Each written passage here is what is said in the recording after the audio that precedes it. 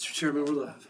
Okay, welcome back, everybody online and in the audience. We're in the afternoon session on October 10th. Our next agenda item is an action item. This is a motion of reconsideration for PUD 2204 and CUP 2204, DR 2206, and SR 2204 Hatch Design for Hurlis Store LLC. I guess the issue today is the fact if we want to take more information that has come in since our last meeting to consider. I think to give a little back history, I think we've met with Brian 3 times and asking for information on traffic and landscaping and soils, and we never got that. So that's kind of why we turned down. And now you guys have come in with that information. Is that kind of where we're at, Jeff? That's where you're feeling, okay? So I guess the question that we got to start out with here is the fact that in our situation, if you don't have the information, you can't, of course, approve the permit. And that's why you guys were denied. It was not that nobody did or didn't like the application. It was that we didn't get the information we requested. I think there's some history that needs to be brought out on this. I know Smitty started this storage facility years ago before there was really any P&Z or any zoning. And I think we have to keep that into consideration on that's a grandfathered use of that piece of property. But we have a choice first to decide whether or not we're going to accept this new information. And if we do, then we are going to open up the public hearing and let people comment just on that new information. And so I'll ask my fellow commissioners what they would like to do, and we'll see how it turns out. Well, I feel like we should do that. Since there is new information being presented, we need to open it up to public hearing. And I would agree with that, but I also think that for the audience benefit, so this is the final stage in this form of legislation. And then it would go to district court. District court would remand it back to us if there was new information. So one of the reasons to look at it at this moment in time is to follow the proper process, but also know that we would probably be back to this anyway, in our opinion, legally, in my opinion, legally. If they were to go to district court, they're probably going to say the information's there, take a look at it. And so I think it behooves us to take a look at it, in my opinion. Well, and if we deny the reconsideration and Hurlis was deciding or wanting to come back and try it again, you would have to start with all new CUP, all the costs, all those fees. So I feel like we need to meet you guys at least halfway. And if we end up remanding it back or whatever we do, besides say no, then you won't have to pay those fees again to keep going with this same application. I think that's only fair. So I think the way we're going to do it, it sounds like we want to take this new information in. I'm going to go ahead and open a public hearing and give the applicant a time to present this information. Jeff, if that's what you want to do, and kind of short and brief, and then we'll let McCall P&Z rebut, and then we'll go to an open public information where everybody has a chance to testify. So this time, Jeff or whoever's going to do this, come on up to the Mr. mic. Chairman, No. we've had one request that somebody wants to call in, Oh. not Zoom in. We don't allow that type of thing during a public hearing. We have accepted phone calls in the past. What do you want to do with that? I think what we'll do when we get to the public hearing part of it, we'll call and see if the applicant answers the phone. Apparently he's traveling out of country and wants to comment, and we'll give him 3 minutes if he answers the phone. If he doesn't, then we've tried. Yeah, so Mr. Chairman, just one point of order before you get started. Just a reminder to go through your typical opening procedures for a public Oh, hearing. yeah, ask yeah, yeah. for Ex parte and all that. and- Yeah, I'm yes. sorry, Brian. Thank you. Yep, do that. And I would also Probably should get the book out recommend that McCall City provide their staff report first. first and then do his. Yes, sir. Okay. Thank you, Brian, for keeping me on track. You want me to print this? The what? He sent us a notice of how to proceed on this one. Do you want me to print this? Sure, if you want to. So at this time, I'll open the public hearing and ask if any commissioner has any ex parte or conflict of interest. I do not. I would like to disclose, we have been receiving again numerous letters on this application. They are part of the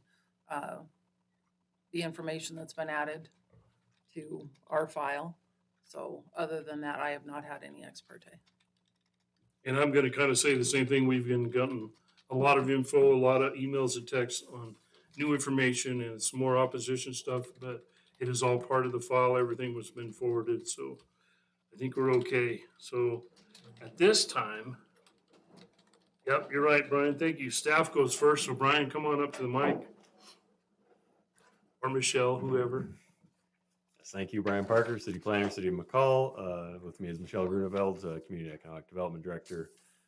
Yes, this application is a request for reconsideration of the denial of PUD 2204 and conditional use permit 2204 that occurred at your guys' August 7th meeting this year. The applicant has provided an analysis identifying some perceived deficiencies in the findings of fact. That is what I would recommend you base your decision whether or not to reconsider the application on. They've also included some additional information on a traffic study, some drainage reports, an updated landscaping plan, a few other items. It would be my recommendation to not consider that information at this time. As I said before, this is a reconsideration. It is really intended to say, did you guys make the correct decision based on the facts at hand at that time? So if you believe that you did not make the correct decision, then you can make a motion to do something else. If you believe that it was the correct decision based on the information provided to you at that time, you can uphold your decision. Planning and Zoning Commission, the McCall Area Planning and Zoning Commission did not have a chance to review any of the new information provided. Neither did our city engineer or our consulting traffic engineers. The Planning and Zoning Commission denied the design review and scenic route applications that are associated with this. So regardless, it would have to go back to them for their review of those items if you guys were to approve the land unit development and conditional use permit applications. With that, I'll stand for any questions. I have one question for you. So you said the scenic application. Right. Is this in the scenic overlay? I The, mean, isn't it 100 feet? The existing storage facility is, as an expansion of an existing non-conforming use, they're required to bring the site into conformance, which would include doing a scenic route design review for the existing facility. So bring the existing facility into compliance? What are those compliance issues, Brian? Is that the signage? Is that a landscape? There's the signage, there's landscaping, there's fencing. Those are the main challenges with the existing site. And just to clarify, currently the process is McCall Area Planning and Zoning Commission makes the determination for scenic route and design review. However, there is the ability to appeal to the county commissioners. That appeal did not occur, but because these applications are grouped together, if you approve one, we'd have to go back and revisit those other applications to make sure that those are also in compliance with your code. That makes sense. They're Makes just, sense. we have like 4 applications for one project. I guess my issue, I don't know who to ask it to, but this was a grandfathered use. It was in before the zoning issue. What was the plan for the east half of this property then? Is it still rural estates? The entire site is zoned residential estates, yes. But at the time this first part was built, it wasn't zoned at all. That's correct. Right, So so he's it's purchased. an existing project, so it's considered an existing non-conforming use, and it's allowed to remain, and then there's a whole chapter on non-conforming uses within the impact area code that address that. So they're allowed to remain, but if they expand, then there's, there's provisions within that code related to existing uses as well. Can you give me a synopsis of those? I mean, So in the case of this application, existing non-conforming uses are permitted to remain as they are. Any expansion of said use requires the entire site to be brought into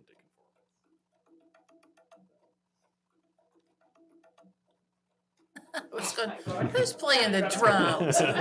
We need a little bit of music you today. guys might want to turn your phones off. Thanks for the reminder. That's such an uncomfortable feeling, isn't it? I You was go, like, that's somebody wait, else's that's drum set. mine. I don't know who that is. awesome. Any more questions for these guys? Feel free to think jump so. in. So these were actual reports that were requested by planning and zoning and not provided during that part of the application process. Planning and traffic zoning study, recommended the- denial with the information they had.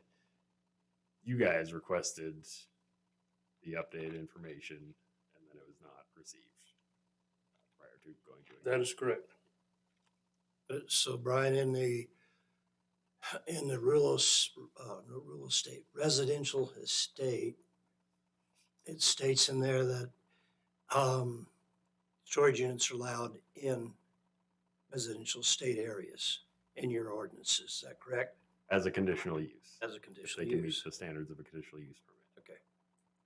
Which is those 12 criteria that we talked about, I think, at the last meeting. And planning and zoning, when they made the recommendation to this body, they found that it didn't meet a number of those conditions based on the information they had. Then I think what you guys were challenged with was you were also having a hard time making that determination based on the information you had at that time. So, and at the same time, also like the neighborhood also didn't have that information to review.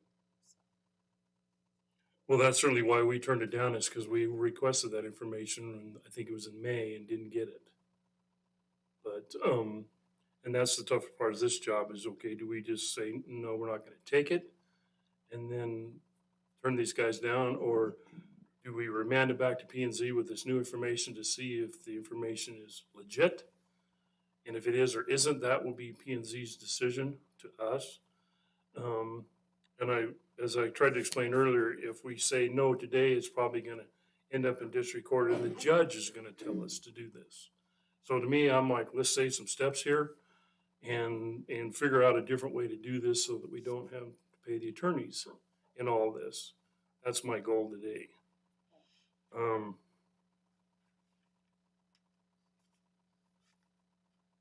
So is there anything else, Brian, besides a storage unit that is allowed in a rural estates? Yes, there are numerous conditional permitted and administratively permitted uses. in the Commercial. zone. Yeah, I mean, I can pull up the chart here if you. No, and I don't have that, I'm sorry, but, I'm trying to figure out, is this just a continuation of the use, the existing use that's there that was grandfathered in, or is this property could be used for something else? Because I don't think anybody's gonna wanna build a house there.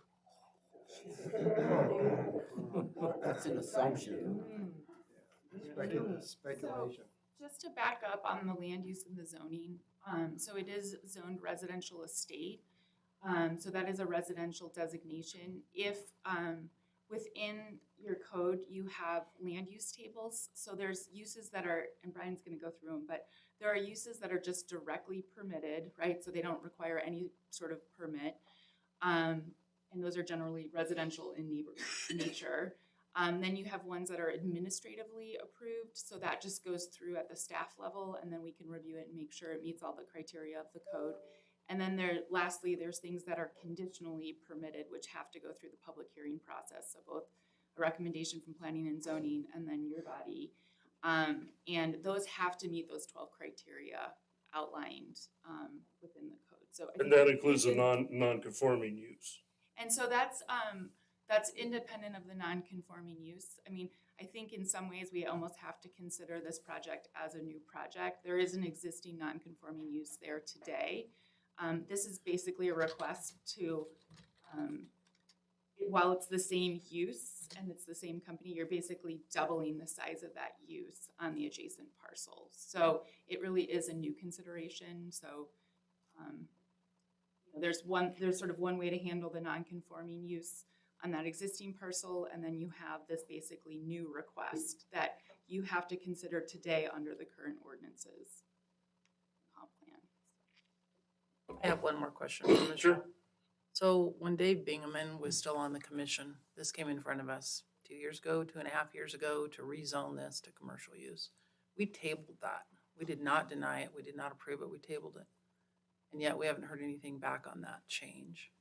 So originally the discussion up here was this will be a commercial area. The county sees this as a commercial intersection. We haven't heard anything more. Where are we on that process? Yeah, so we had talked about it, and we had talked about that was based on an amendment to your future land use plan. So the future land use plan is part of the comprehensive plan. So that went through 2 years of public involvement and adoption. That was adopted in 2018 by the city and the county. We are slated to do an update to that. I think the proposal you saw was basically more of some property owners and just a general petition, which again, I think if you're gonna make large sort of sweeping land use decisions, you probably should engage the public and make sure that you're getting a well-rounded perspective, not just the property owners, just those like specific property owners who want to do the project. So I think the thought there was that that was a policy choice. And what we said was it's probably more appropriate for them to come through a conditional use permit process. And then you can evaluate to see if that use in that project, meets your criteria under the conditional use and meets your codes, and can be evaluated by the individual project. Part of the concern with that policy decision at the time was it was a very large land area, which I think will be very hard to get utilities to. There's no planned utilities to extend that far south. So the reality is if you have commercial areas without utilities, there's not a lot of commercial uses you can get there potentially, other than things like storage units, things like that. So we do have areas within your impact area that are zoned commercial, and I think there's been some recent projects that have been approved for storage units within that use table. Like I said, you can consider a conditional use in a residential zone. You just have to make sure it meets all of those criteria. So that's really important. It's just making sure it checks all the boxes. So Michelle, when you guys were doing this evaluation and the petition came in that they wanted to keep this commercial area, was the county a part of that? So it was basically it was, I think, initiated by these property owners, and it was a general petition that people signed. And the idea was we think we should change the future land use plan amendment, which was a pretty dramatic change from what was approved by the city and the county, and didn't have kind of a full-fledged public involvement process. It was more of, hey, will you sign this petition? It was one way to collect public input, but it was collected by property owners, not by the city or the county. So there's no way to really evaluate like who was asked the question or is this like statistically So do you appropriate. take that in consideration though when you make your decision? So our thought was, well, we're slated to do an update with our public. Let's go ahead and consider our land use map at that point when we know that we can really evaluate overall what's happening in all of the city and the impact area and where development's going to go and where it's appropriate and those kinds of things. Rather than being reactive, let's be proactive about where we want those kinds of uses to go. So that was our take on it. And then we said it doesn't prohibit these property owners from coming through the existing land use process, right? Which is not by right, but by an evaluation through those 12 criteria. So, Brian, you had a list of commercial Yes. uses that you could do on this. So the conditional uses in the RE zone are animal clinic or veterinary office, camp, care center, cemetery, children's treatment facility, church, clinic, club or social hall, convenience store, drug and alcohol treatment facility, boarding house, short-term rental with 11 persons or more, a foster home, a group foster home, golf course and country club, kennels, mortuaries, nursing facilities, professional offices, recreational vehicle park, rental store and storage yard, restaurants, retail businesses, retirement homes, schools, service retail businesses, stables or commercial riding areas, storage facilities, outdoor storage yards, and major wireless communication facilities. and those are all conditional use. Yes, permits. those are all They're conditional. also UPs. Okay, you guys have any more questions for staff? I do not. I'm good. Okay, thank you. So Jeff, I'll let you come up now and give your presentation. Please state your name for the record. Forgot to ask Michelle to do that. Jeff Hatch with Hatch Design Architecture. Our address is 200 West 36th, Boise, Idaho 83714.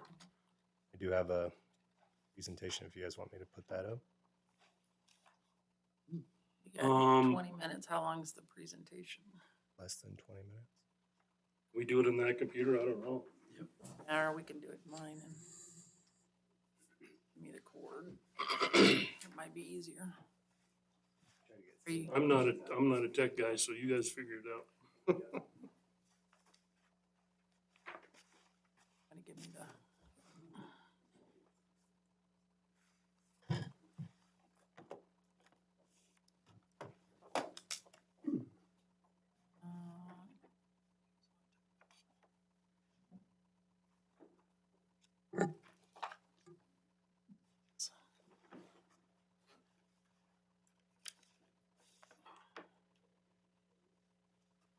Doug, do you need to turn that thing on up there? Sir.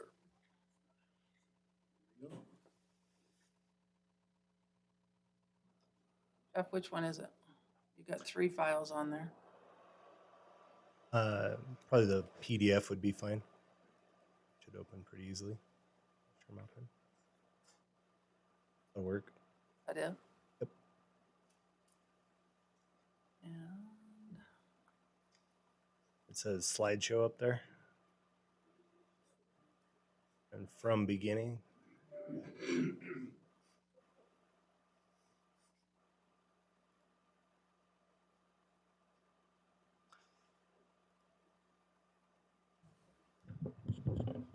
Good. Good afternoon, Chairman Hasbrook and County Commissioners. Thank you for your consideration of our appeal this afternoon. Couple just beginning comments.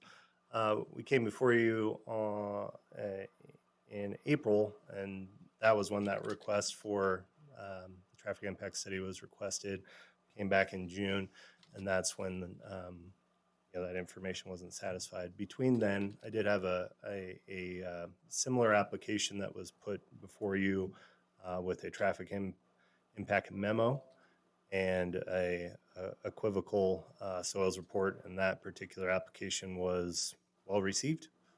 So I took that feedback to this application to mean that the traffic memo would suffice. I think from the concerns, your intent for this application, the severity of this application was a full impact study. And so I did want to kind of elaborate on the extra measures we've done to ensure that this time we do have that to provide. Mr. Maupin, you had mentioned our zoning map amendment, and I did want to speak just briefly to that. We spent about 2 years discussion with McCall. McCall did not recommend this particular application that's before us today, but said that if we wanted to proceed with the proposed project, we would need to do a map amendment. We then spent about 2 years going through. We went to P&Z. This was through the public hearing process. There was signposting. before we got to the commission. The commission said, you know, there's nobody here really in opposition of this. We're not opposed nor denying it. We want to table it and have you go back and work with McCall some more. So we did do that. But with that, the beginning of this project, the one that is before you today, we did propose some housing and some retail as a component to this project, both of which planning and zoning requested that we remove from the scope based on the ambiguities of utilities in that area. So just a little bit of back history on where we got to today. Next slide is just a brief recap of the exhibits that were presented to you. From our full traffic impact study from our traffic engineer, their analysis of Highway 55 is recommending the addition of a northbound right turn lane, and that is something that we find to be acceptable. That information has been presented to ITD for review of their report. They're about halfway through that, and so far they're in general agreement, but it's still open until they finalize their report as far as what their findings are. They may add additional provisions into that. They also analyzed Sampson Trail and Elo and found no roadway or traffic control improvements to be required. As far as our drainage profile, the site maintains a low profile below Sampson Trail, which we'll elaborate further. We updated our grading and drainage based on what we found from our soils report. Our stormwater management plan has been updated. The landscaping plan has also been revised, and our soils report has been reanalyzed and restamped as of August. We've also installed piezometers onto the site to monitor ground monitoring on a weekly basis. And we've updated our stormwater management report based on those findings. Hey, Jeff, just to back up to the very top up there, did part of this with ITD is you guys giving them an easement to be able to do a right turn lane? Mr. Thompson, typically ITD will have provisions in their approach permit that dictates how much of said land they need for their recommendations. If they choose to go with just the northbound recommendations, there will be an easement that's created for that. They will probably take the roadway they need plus some additional for maintenance. So typically it could be 2 to 6 feet, depending upon what their report requests as additional easement. Okay. Next slide. Kind of getting back to Commissioner Hasbrook's request for a comprehensive traffic impact study. What we did is we monitored during the school year, May 11th, what kind of a traditional school day looks like out on Highway 55 and Elo and Sampson Trail. Jeff, is this all the stuff that was in the information you sent us? Correct. So I'm not sure we need to go through all this because we already have this information. If you could surmise and move Okay. along, or we're going to be here till dark. Okay. Okay, Understood. thank you. The other portion of the report was during the 4th of July holiday weekend. So we just wanted to clarify that we did get a school year day, which was requested, and also that holiday peak as requested. Next slide. And for this, I'll just quickly have our civil engineer explain the findings that we have from our piezometers. Good afternoon, Commissioners. I'm Jim Goot with the Land Group, Eagle, Idaho. So we had put together this site profile showing the grading and placing the buildings in the new development to show how low they would be to be out of the viewscape. I believe there was some concern about groundwater in the area. There was a geotechnical report that was done about a year ago that it dug test holes along the eastern boundary, kind of on the far right side of the profile. And when those holes were dug, they went down about 7.5 to 8 feet, and there was no groundwater encountered. What time of year was this, Jeff? Or Jim? I'm Was not. it May and December?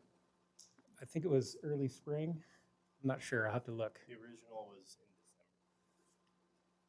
in In December. And so we had another geotechnical investigation done in July. And they did 2 additional test holes. And this time they went down to 15 feet below ground surface.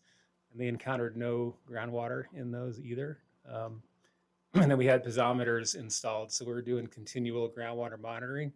And all the monitoring that we've got to date, there's no groundwater encountered. They're all dry. So How deep are the piezometers? they're 15 feet below 15? ground surface. I believe our excavation that's shown on this profile is about 8 feet below ground surface. So we anticipate being well above any kind of encountered groundwater. So can I ask Jim a question before he leaves? It seemed to me like when I read the study, your goal was to build a basin down in the northwest corner that would hold all the water from this development. Is that correct? Yes, there's an existing storm drain basin there currently. And we've gone through the calculations on that based on the City of McCall's groundwater or the stormwater management policy. And it's sized accordingly to handle the runoff from the existing facility as well as the future development. So was that done also in conjunction with the road and what is being proposed as far as a turn lane there? Because that's going to take away the existing. Yeah, the roadway widening shouldn't affect the existing basin whatsoever. So we anticipate just leaving the basin as it is because it's adequately sized. If we had to reconfigure it a little bit to accommodate any kind of widening of the road, that'd be very easy to do. But there's quite a bit of separation from those two currently, so we don't anticipate having to make any changes to it. Okay, thanks, Jim. You're welcome. We updated our stormwater, which is in the report, and our drainage, so I'll skip this slide. And I'll skip that slide. And as far as our landscaping, we did get comments from Brian Parker indicating that we were deficient. Next slide. 64 native trees were required and 192 native shrubs. Our current count is 67 trees and 195 shrubs for that scenic byway. And just to wrap everything up, I'll stand for any questions. So Jeff, if we end up giving a bunch of ground to ITD, you're gonna have to move some of those trees back or take them out and replant, is that correct? This is a proposed landscaping plan, so these trees aren't necessarily installed yet. Well, I understand that, but the existing landscape you have now, some of it would have to be moved in order to give a northbound turn lane. Correct, Commissioner Hasbrook, and this would also be then reviewed by the scenic committee as well, as far as that landscaping. So it'll have further review. And then another question, the fire station site, is that near the basin, the water basin? It is, but it is not part of the water basin. It's high enough, it's not gonna be underwater every spring? Correct. In addition to that, we do have a future accommodations for a septic for that and a replacement field. And both of those are also outside of that seepage bed, retention swale for stormwater. Okay, let's see where they're looking at. Yep.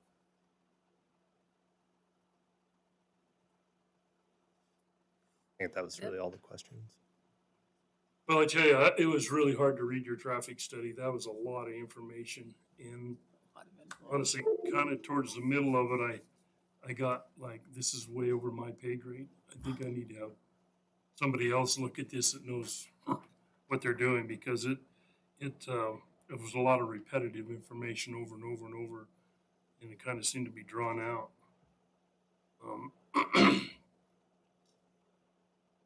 You feel like the information you provided to us is going to be enough to handle the concerns of McCall and planning and zoning in your permit? You think it matches or requires what their code asks? I think that this will still have to go through some level of hearing with planning and zoning as far as the appearance and also the landscaping. So there will likely be further refinement from those comments. But as far as the concern for life safety with the traffic impact study and stormwater retention, I think both of those have been thoroughly vetted at this point. And we will continue to have monitoring as long as ITD needs it for the stormwater for the roadway. Okay, any more questions for the applicant? Good. Thank you. Okay, so then I'm gonna move on down into the public hearing. We're gonna take testimony of proponents. I would ask that you limit yourself to 3 minutes. All I need is your name and the town you live in. I don't need your address or your life history. And we'll start with those that are in favor of this application. Please raise your hand and I'll call you. Come on up to the mic, sir. Kurt Hurlis, manager of McCall Storage, Self-Storage. We've been here many, many times, guys. Thank you for your consideration. Thank you, folks, for attending. I, Kurt Hurlis, manager at Self-Storage in McCall, support the effort our company has put forth in the last several years in promoting community programs and enriching the integrity of our buildings and making them compatible with the environment within and surrounding McCall. I support our expansion at our ELO location. Sincerely, Kurt Hurlis. Thank you, Kurt. Anyone else in the audience? Come on up to the mic. I've got a bunch of in favor letters. I got not 10 of them. Do you want me, is that 3 minutes per each or? You can they're all in letter form. Besides one that I just received here right when I showed up today, but the rest of them are in letter form. You can bring those up front and put those into the record. What is our time window on accepting? We're taking all kinds of information today. Do you want me to email this one? Why don't you read that one? Okay.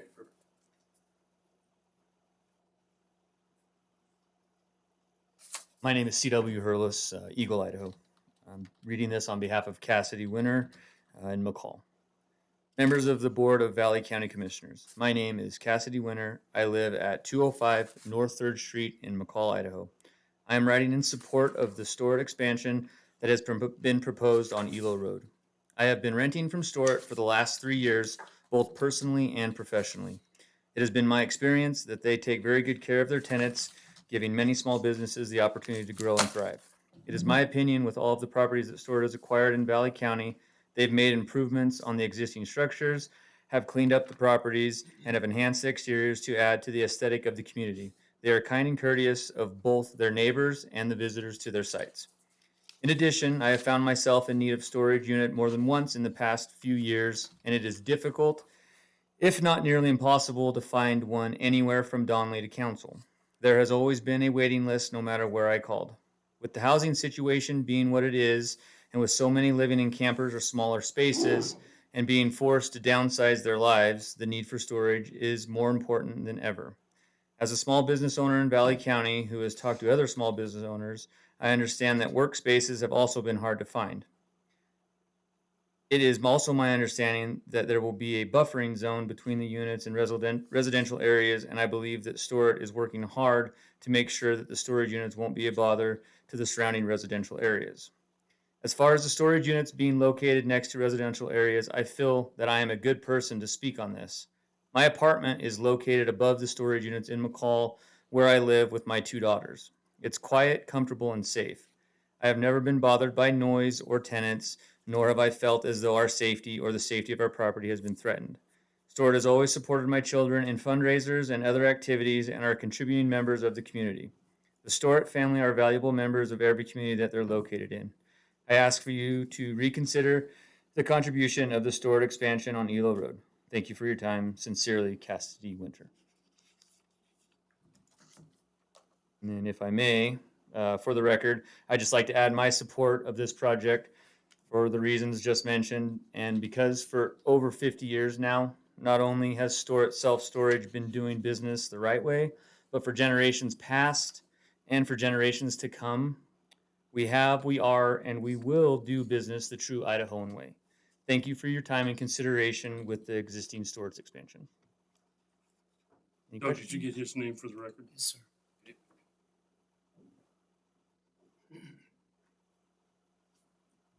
Anyone else that's a proponent?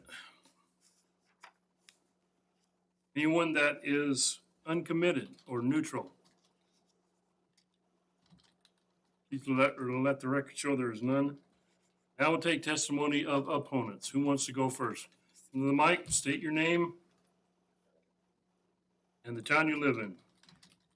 Good afternoon, Mr. Chairman, Commissioners. For the record, Abby Germain with Elam and Burke, 251 East Front Street, Boise, Idaho, 83701. I'm here on behalf of numerous concerned neighbors and property owners adjacent to this development. I would like to draw the Commission's attention to the formal comments that were submitted on behalf of my clients on October 5th, last week. Those comments fully articulate our concerns with this motion for reconsideration.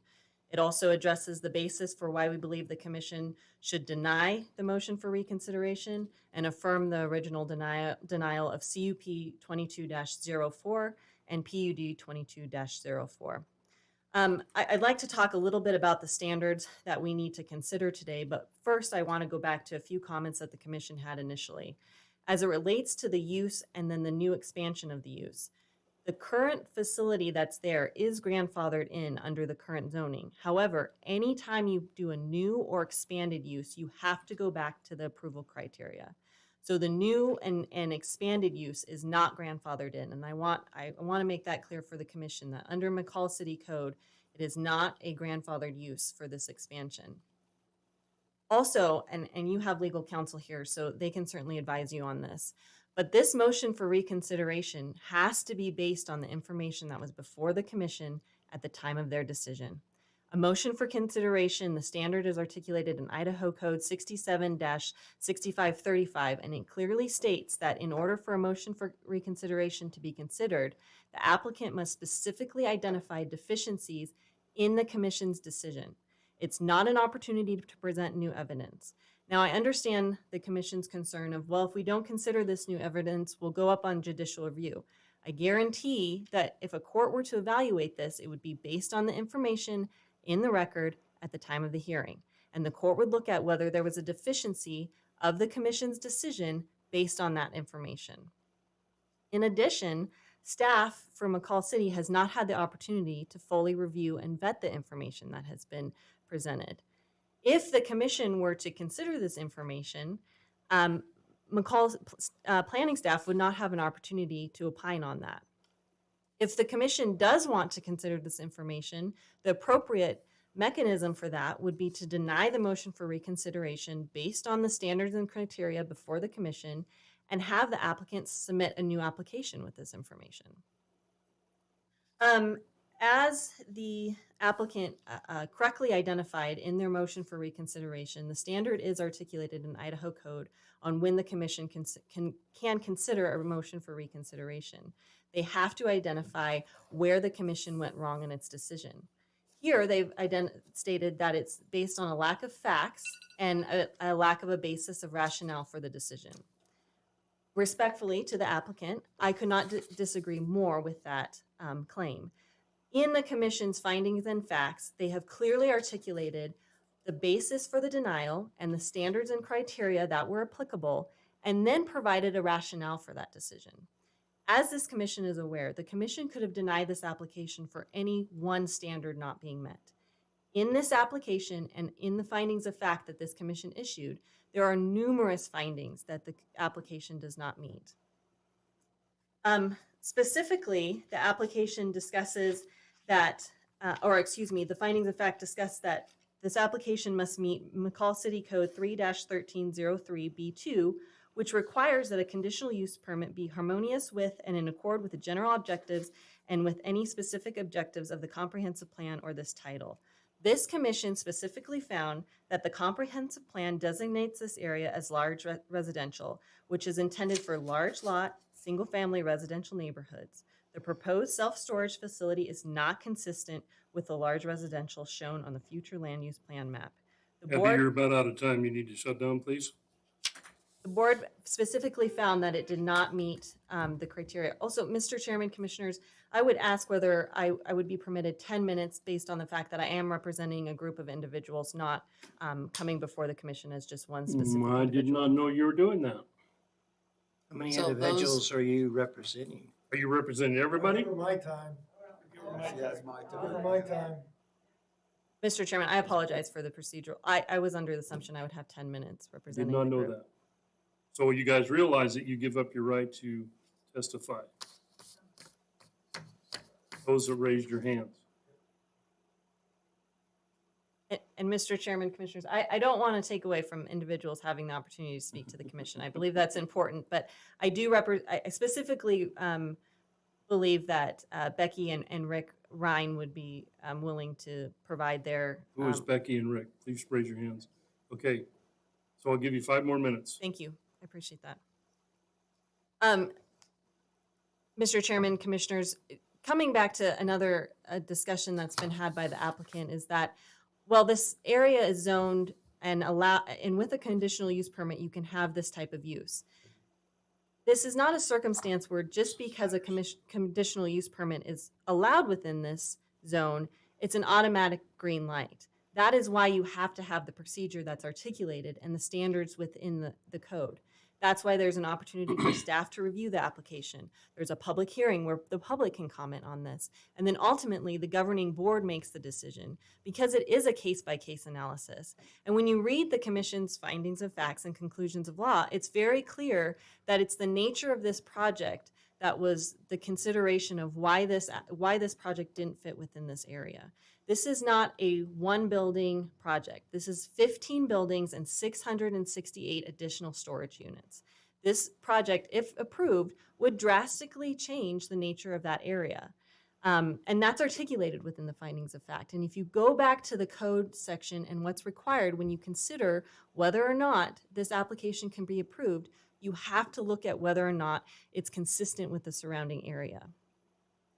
Coming back to the additional information that was provided, again, your legal counsel can advise you on this, but your decision needs to be based on what was in front of you the day of the decision. This commission had asked repeatedly for more information on the traffic studies, for information on the groundwater impacts, and that information was not provided. I would also submit to this commission that even if the commission were to consider this information, it doesn't change the findings that you provided within the report. And that was that it would have negative traffic impacts and that there were potential impacts related to groundwater. The information that provided in the traffic impact study was a very narrow synopsis. It was a couple days at a couple different times. It did not look at a broad range of different days and different times. Even in the stormwater water quality study, the study itself specifically states additional analysis is necessary.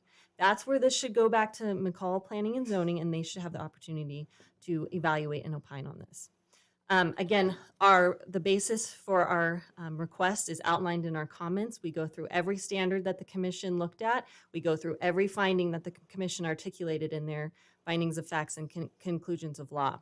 We would respectfully request that this commission deny the request for reconsideration and affirm the denial of PUD and CUP 2204. And with that, I would stand for any questions of the commission.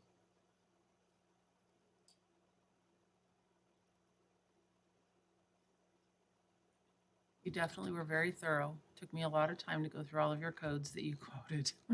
You're definitely a legal attorney. My comments will be for our legal counsel, I believe. I think my comments, Abby, or I guess, is that we asked for it and we didn't get it. And we asked for it and we didn't get it again.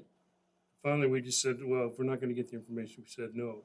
Now they're providing the information, and I'm not sure I'm qualified to really understand it. So I think another option we can do besides say no to the reconsideration is basically to modify our denial and remand it back to P&Z and let planning and zoning look at this information to see if it's verifiable, if it's true, if it's accurate.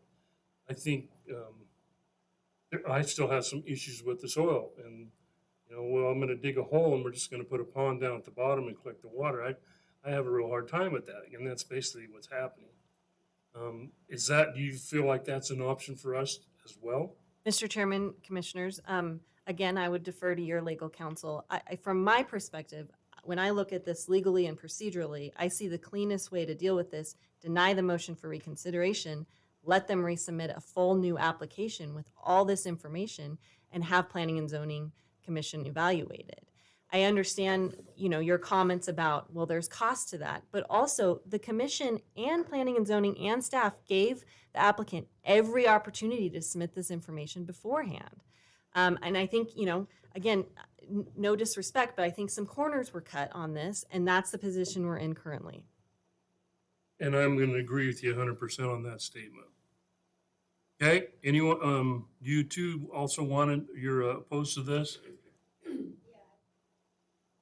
Okay, so come on up, whoever's next.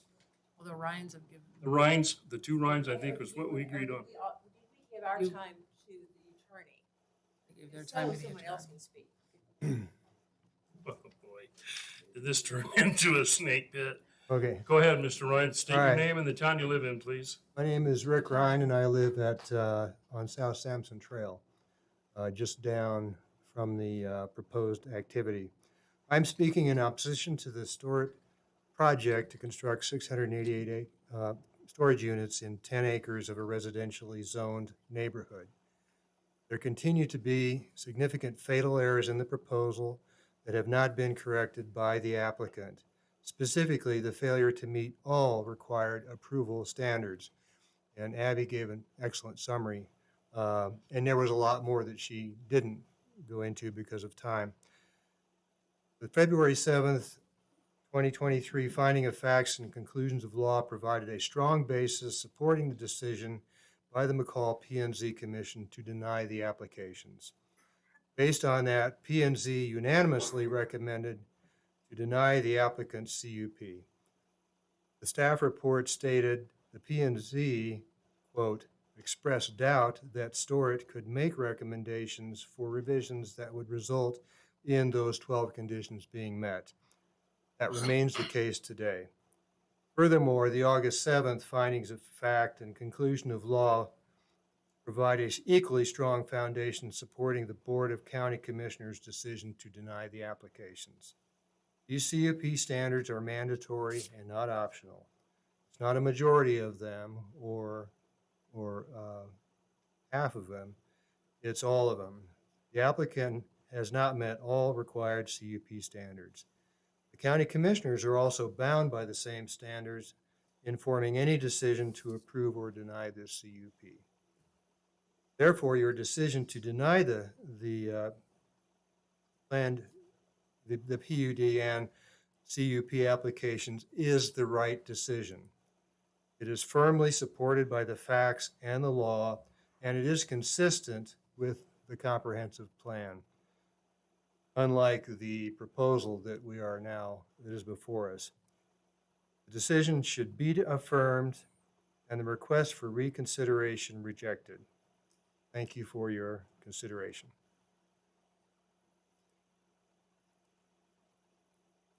Yeah, I'm probably going to regret this, but is there anyone else that is opposed to this? Hi, Larry. Commissioners, how are you today? Good, Larry. Thank you for my opportunity to give you my input here on this thing, and I've been here before. But one thing that I think is still being Larry, missed, thank you. Larry Shake in Thank you. Valley County. One thing that I think has been missed, at least I haven't seen it in writing anywhere, and maybe it's something that they calculated, but we have a large area now, almost a third again as big, or maybe even 50% bigger than we have had in the past, that is going to be tin roof and asphalt. And there's been studies on groundwater issues, but I haven't seen the really good study on what the stormwater management side can handle. The issue being that we were watching New York City and all around the country now are getting washed away everywhere we turn. And global warming may or may not have anything to do with it, but we do have more rain. We had a rain event earlier this summer that pressured everything that we have. And one of the things that we had to deal with the ski area a lot is that when we did planning for stream channel modifications and or culverts or anything that we had to do, we had to plan for the 100-year event. Okay. And so one of the the two things that that I don't think I have seen studied is where the water that comes off of this property goes once it's off the property. There's a culvert that goes under the road underneath Elo Road, but then it meanders down across the slope and has to cross underneath the highway. The highway culvert is not sized for a 100-year storm event. And what it's going to do when that happens is going to take out the road. It's going to take out the highway. And I haven't seen anything that says how many cubic feet of water can we actually generate in this space and where it's going to go. And I think it's something that everybody needs to be aware of because it's going to take the road out. And it's going to take Elo Road out. Elo Road would be a county expense. This highway would be a highway expense. But those are unnecessary things that should be dealt with in this application process. And they should have to replace them if it needs to be a 100-year event. And folks, if you haven't been around culvert sizes and stuff, a 100-year culvert's a pretty big culvert. Okay? So anyway, just throw that in your mix. I hope you deny the application. I don't think it fits in the neighborhood. Hey, anyone else?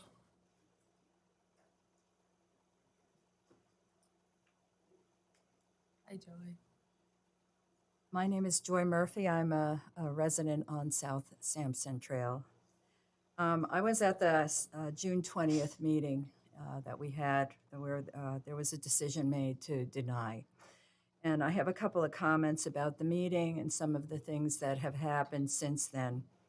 Brian Parker, the McCall City planner, and Michelle, I think her name, I can't read my writing, Gouvernette, who was the development director of the McCall group, came to this meeting on the 20th and provided clarification as why City of McCall denied the cup. And I want to quote what Michelle said. Storat could not provide mitigation of the issues in their application. They were unable during that time to provide information on how they could mitigate the failure in their application. At the end of their talk, Commissioner Holbrook stated to Storat that there had been information that had been requested at several different meetings and still not provided. I believe that at the time he also said they needed to resubmit the application. Sorry, it's Hasbrook, sorry. All right. And then there was a vote taken and it was denied. My concerns at that meeting are the same as they are now. One was the issue of traffic, specifically around the school. The school access is off of South Sampson Trail. And this storage unit is on South Sampson Trail. It's not very far apart. And being a retired teacher, I'm very concerned about children because young children, they will be taught, look both ways before crossing the street. And they look, and there's a car carrying a trailer behind it, and they don't look behind it. So that creates a hazard, and you only need to have one child hurt or killed, and then you can't make up a bad decision. The other concern I had at the time was the lack of a proper water report. Now, we have a lot of snow runoff in the spring here, as do most places in the mountains in Idaho. And at the time of our meeting, I mentioned that I still had standing water in my yard. And I said, probably all of us have standing water. That was on June 20th. I still had water standing in my yard at the end of June and the beginning of July this year. There was no water report provided for Q2 of any year. I think the water report was for Q4. I think it was a December report. We don't have a lot of rain runoff in December. So it was just not a good time to provide an idea of how high the water table gets during the water season. I just think that we need to take a look at this and see how this would impact the community. I think everybody agrees that there's need for storage units. However, changing the character of a neighborhood and putting kids at risk and changing the water table and things like that that are already problems there is not the answer. I think that this needs to be denied, and maybe the people need to look for another area in Valley County for this. That's all I have to say. Thank you. Anyone else?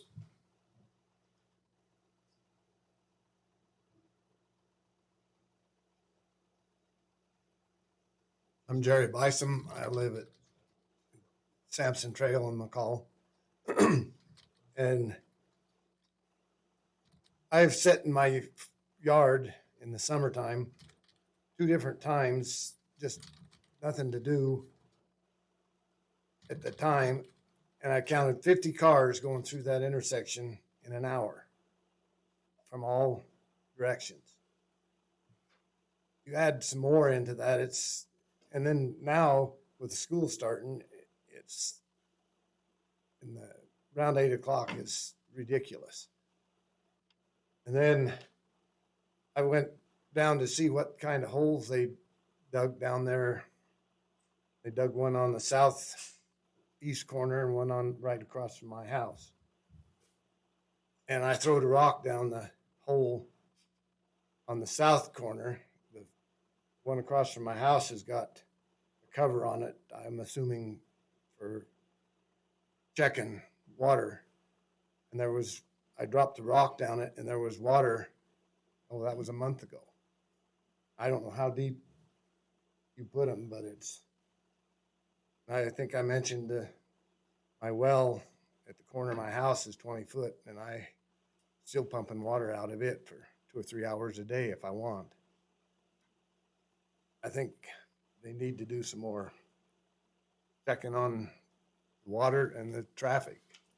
Thank you. You've got an irrigation well at 20 feet? It was a hand dug well when I moved into the place 50 some years ago.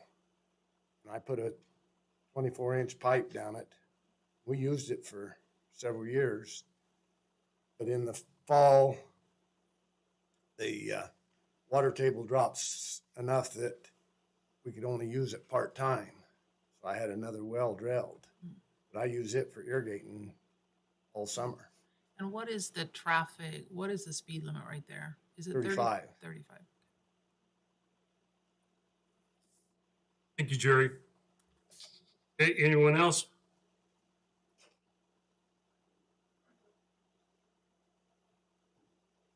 Hi, I'm Liz Rucola, McCall, Idaho. My husband and I live right on the corner, or just up from the corner of Sampson and Elo, right at that intersection. We're at the bottom of the hill, if you all know where that hill is. I go to work every morning about 7:35, 7:40. I can barely get out of my driveway. They were coming down the hill behind school buses going so fast, they slam on the brakes when they get to the intersection, to make that corner. There's a lot of traffic. Same thing, they're coming up from the highway, workers, people going to school. So your traffic studies suggest one thing, but the reality is different. And like I said, I see it 5 days a week. Thanks. Okay, thank you. Last call.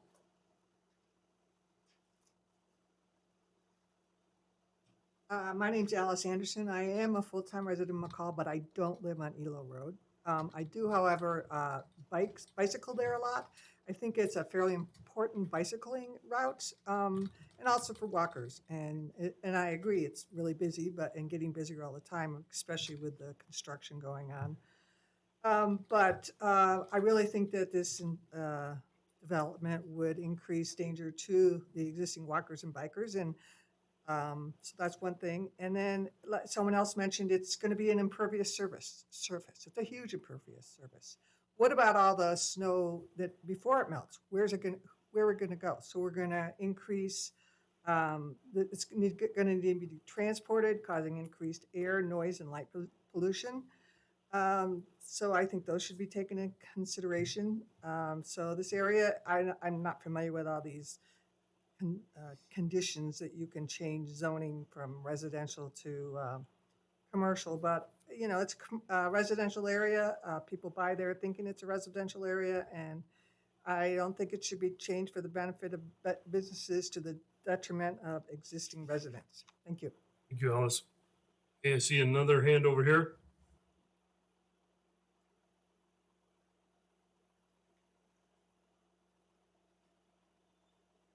I'm Carl Rucola, and I live at the corner of Elo and Sampson. My wife and I do. And like Jerry said, I walked over to the pipe you have sticking up on the southeast corner and dropped a rock down there, and there's water there. And that was probably about 3 weeks ago or a month ago. I didn't have a tape measure with me to measure how far down it was, but it didn't drop very far. And there was water there. And the other thing is we've, all written your letters and stuff, and this doesn't comply with the conditional use permit that McCall has or the environmental, whatever the permitting system is. And I'm afraid that if you guys pass these sort of things, Valley County is going to be into a lot of litigation. There's going to be lawyers that are going to say, like, okay, they passed this one. Why don't we do this other one here? And you're setting a precedent that is going to be tough to back up. I don't know that Valley County can spend that much money on lawyers, but they're going to have to start thinking about it. We're going to send a bill to you, Carl. I wish you could, but thank you anyway. Thanks for listening to me. Thanks, Carl. Roundabout, we're all taxpayers, so therefore we all pay a piece. Okay, come on up.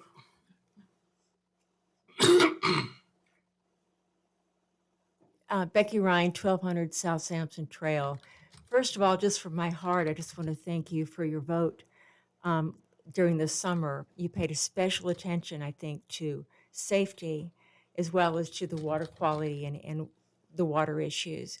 But as a parent and a grandmother, the safety issue is extremely important to me, and I can guarantee you that the safety of that intersection at South Sampson Trail in Elo, as well as Highway 55 in Elo, the safety is degrading because the use is increasing. It's far and away more difficult. I was going to say worse, but that's kind of a value-laden term than it was even just 5 years ago.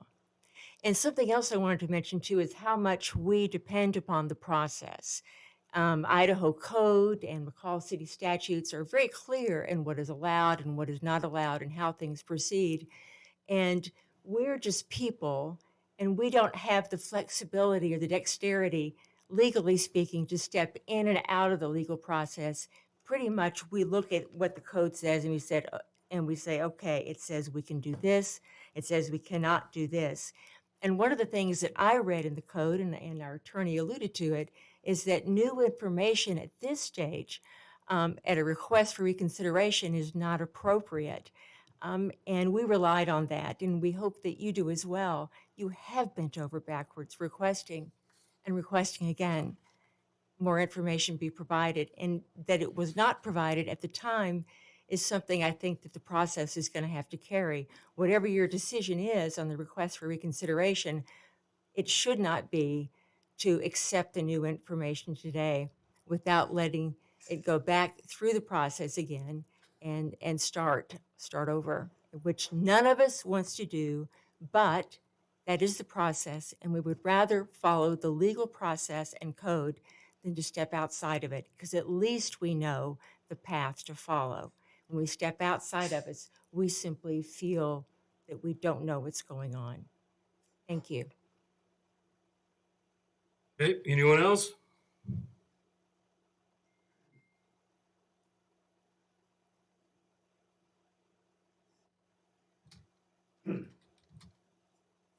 Ken Strode, McCall, Idaho, 935 South Sampson, right across from the proposed store. And I just absolutely don't think it's proper for this to be built right there. I'm against it. We finally got rid of one that was behind us that was going to have some high-end storage units. That was canceled a year or so ago. And I just think that this should not be passed, and I appreciate it if you did deny it. Thank you. Okay, anyone else?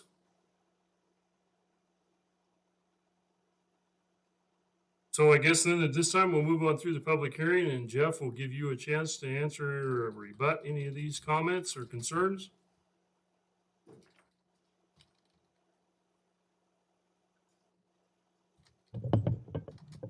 Chairman Hasbrook and Commissioners. Heard a range of concerns that I'd like to try to respond to. The first was at least a comment or thought that this commission has asked multiple times for that traffic study, and the original request was in April. In June, we provided a memo that was appropriate for a similar hearing in May. When we were instructed that that was not going to be sufficient for this application, we presented you the full traffic impact study to the extent that we thought the expectation was needed, both from a school year as well as a kind of peak summertime as well. I just wanted to clarify that. Jeff, can I ask you a question before you go on? Yes, sir. Did the planning and zoning request this information when you're going through the CUP process? At that time, the consideration for denial with the original memo that we had was a request that we had tried to understand what the concern was. Your concern was from a seasonality of both the school year and also the kind of peak time, which was also a concern that was expressed from the neighbors. So that gave us kind of a clear element to respond to. Prior to that, the memos that were generated were based on the feedback that we were provided. So I'm not saying, I don't think you answered my question. When you were going through the CUP process with McCall P&Z, did they ask for a traffic study? Commissioner Hasbrook, they asked for a traffic study. In many cases, we provide traffic memos. We've provided letters from traffic and civil engineers in the past. In some cases, these are sufficient. So at that time, we felt that the exhibit tree that was provided was appropriate for the request. Oh, I see. Okay. And Jeff, follow up on the traffic study. The other that was approved, would you state was not in a like kind situation? The other one that I'm familiar with was flat ground, wide open space. This is coming over the top of a hill. Correct. And so with that, we had to have a surveyor actually go out and survey that terrain, provide an exhibit based on the distances that the traffic engineer needed to analyze for that terrain, and then evaluate that in relationship to that intersection.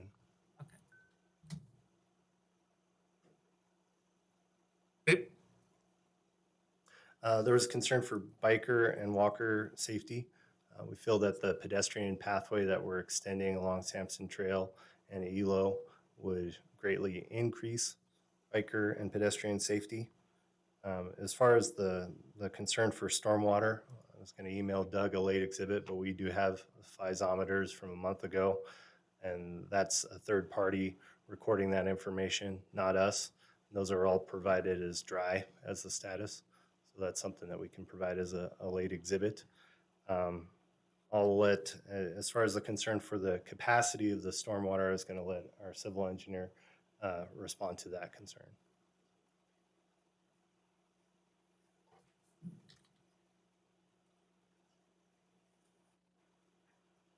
So we, Jim Goot, Eagle, Idaho. So we did do a stormwater analysis of this site. And I think we need to clarify that all the stormwater that runoff that's generated from the hardscapes and the landscaping, the rules require that stormwater to be infiltrated on site and not discharged, across the highway or into any other right-of-ways. There's a basin that is existing along the highway, and based on City McCall's stormwater analysis regulations, that is actually sized to accommodate a 100-year storm off this site. So I just kind of want to do a little clarification between groundwater and the stormwater. They're kind of two different things. Stormwater will run off, be collected in a detention basin, and then absorbed into the ground. Groundwater is obviously below that, but that's the intent of the design, and so it's adequately sized based on City McCall standards.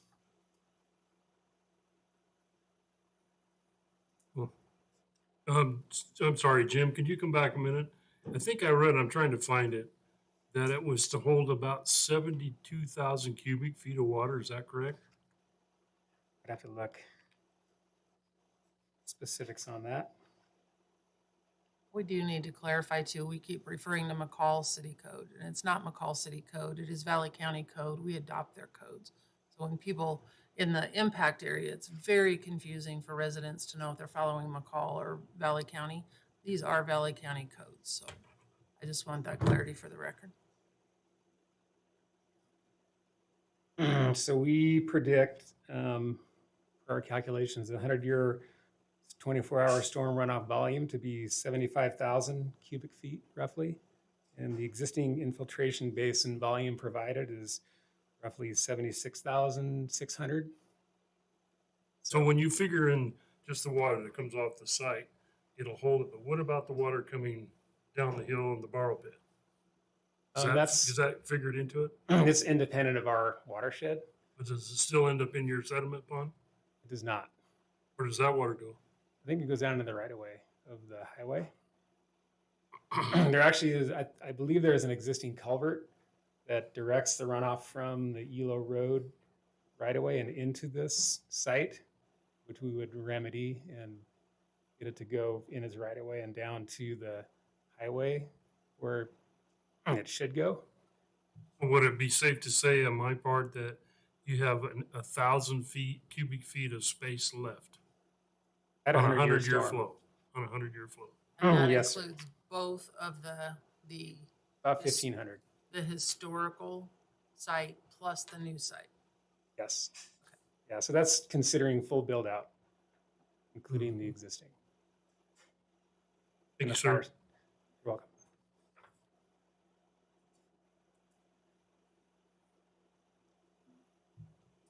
And I'll defer my closing statements to the client's attorney.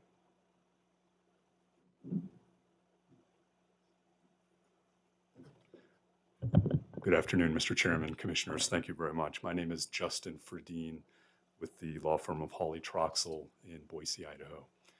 I want to be respectful of your time. How many minutes would you permit me for rebuttal at this point? How about 15? That would be wonderful. That'd be Thank you good? very much. Okay. Absolutely. Yes, thank you. I appreciate it. I guess I'd like to begin with a procedural matter that's been raised a couple of times regarding whether or not it's appropriate for you to hear new evidence at this point. And contrary to what's been said by some opponents, I would respectfully suggest that it is perfectly appropriate for you to hear new evidence here. Idaho Code 676535, sub 2, sub B, which you've already heard, but I'll quote it again, states that a request for reconsideration must identify specific deficiencies in the decision for which reconsideration is sought. That's the only requirement. And in fact, applicant has done that, as you've seen in the request previously submitted. Applicant has gone through in great detail and identified specific deficiencies in the board's findings regarding several PUD standards and several CUP standards. There is absolutely nothing in the statute which says that reconsideration must be based on the original record or a prior hearing, or that new evidence cannot be received.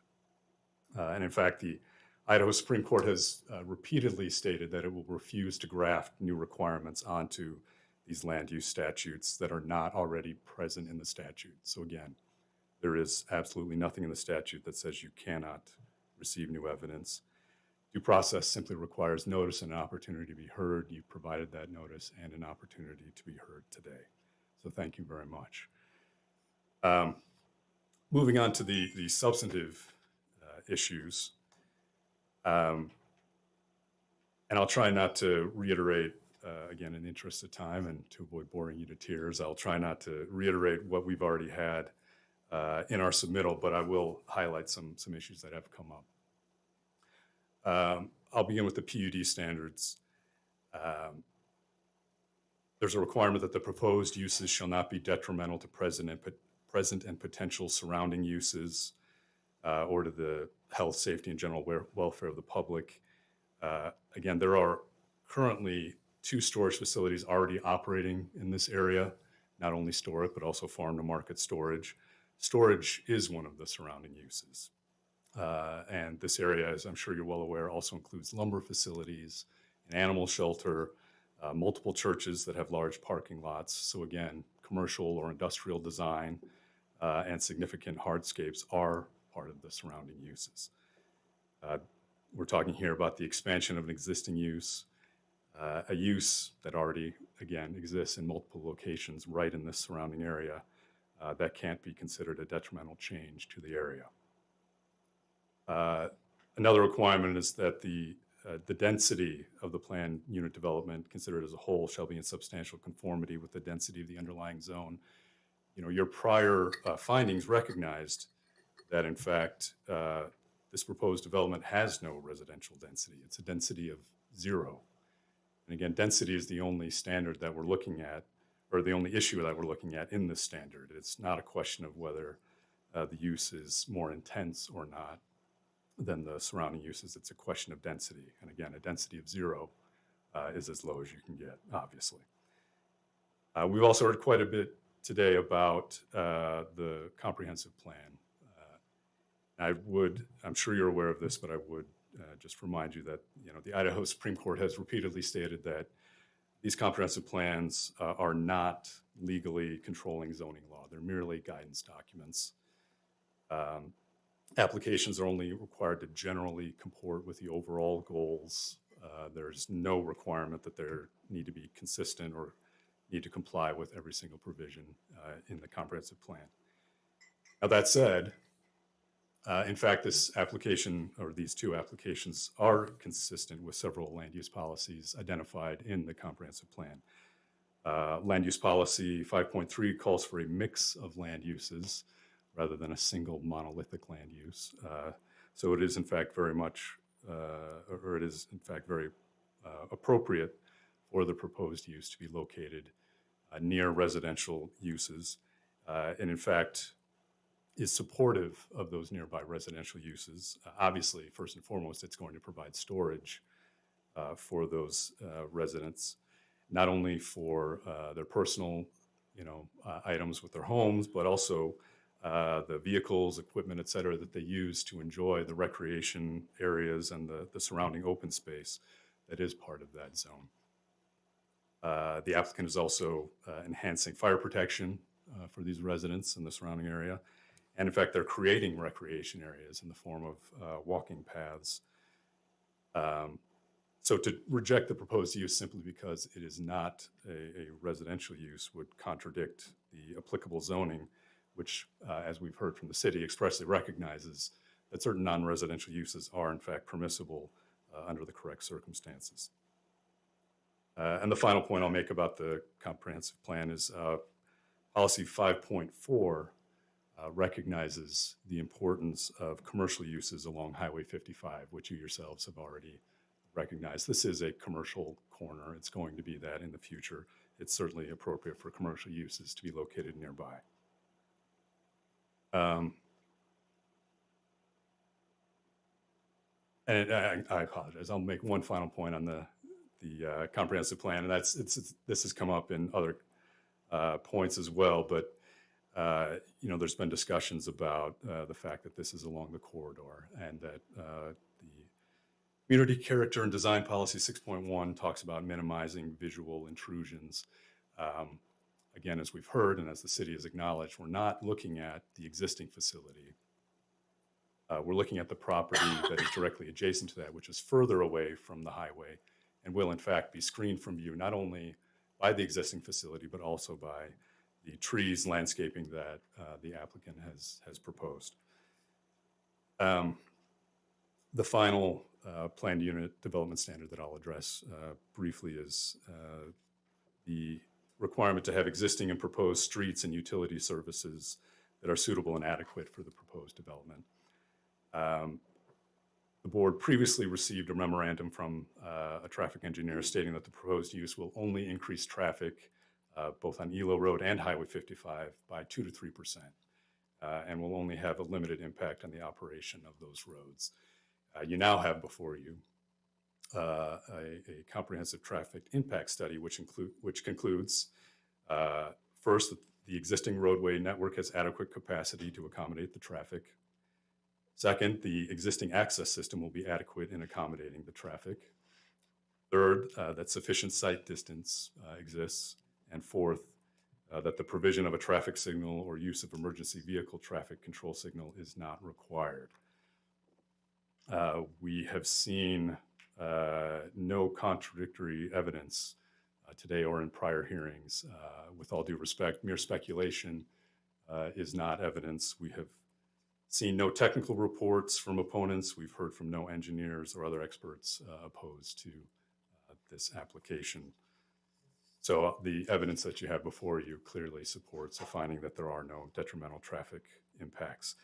And this applies as well to the groundwater issues as well. You have a geotechnical investigation which concludes that the site is adequate for proposed construction.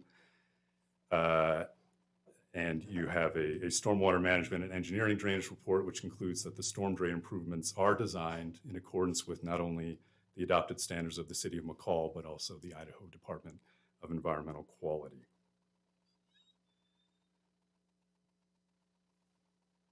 I'll move on to just a couple conditional use permit standards that we haven't exactly addressed at this point. Requirement 11 states that there must be on a site of sufficient size to accommodate the proposed use. Again, with all due respect, the prior findings focused on the surrounding areas rather than on the site itself, and that's what the standard is looking at. This site clearly, as you've seen from the design and have heard, is of a sufficient size to accommodate the proposed use. There was also reference earlier to having 15 or some odd structures. There will be 11 structures, and the 12th then is the fire station that's being proposed, just for clarification's sake. There's a requirement that the application have a minimal negative economic impact on the neighborhood or surrounding community. Opponents have claimed that the applicant hasn't satisfied this standard, but in fact, the board's prior findings stated it is unclear what economic impact, if any, the proposed development may have. Now, if the board is unsure whether the proposed use will even have an economic impact, I respectfully submit that I can hardly say that such an impact will be more than minimally negative. So in summary, I'm happy to take any questions you may have, but I would just suggest that applicant has satisfied all applicable requirements, both for the planned unit development as well as the conditional use permit.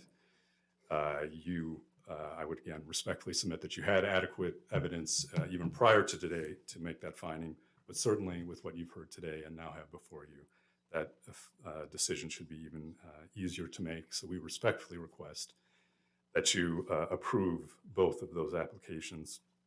Failing that, we would request that you modify your decision, which I would point out is expressly authorized by the statute that we've discussed previously, and then remand the matter back to Planning and Zoning Commission.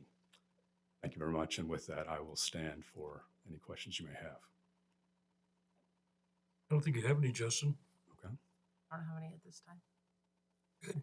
Okay. Good. Good presentation.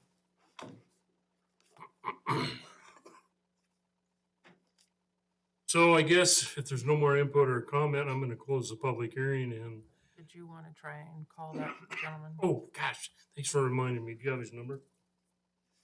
You received the email. I've got it. Yeah, I just I don't wrote know it where the down. hell it is.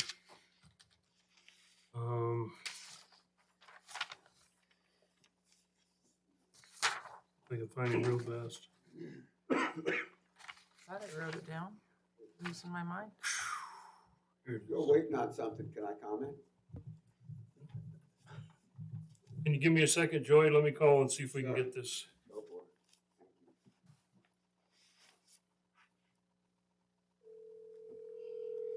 You guys hear that? Put it on the microphone, maybe I'll put.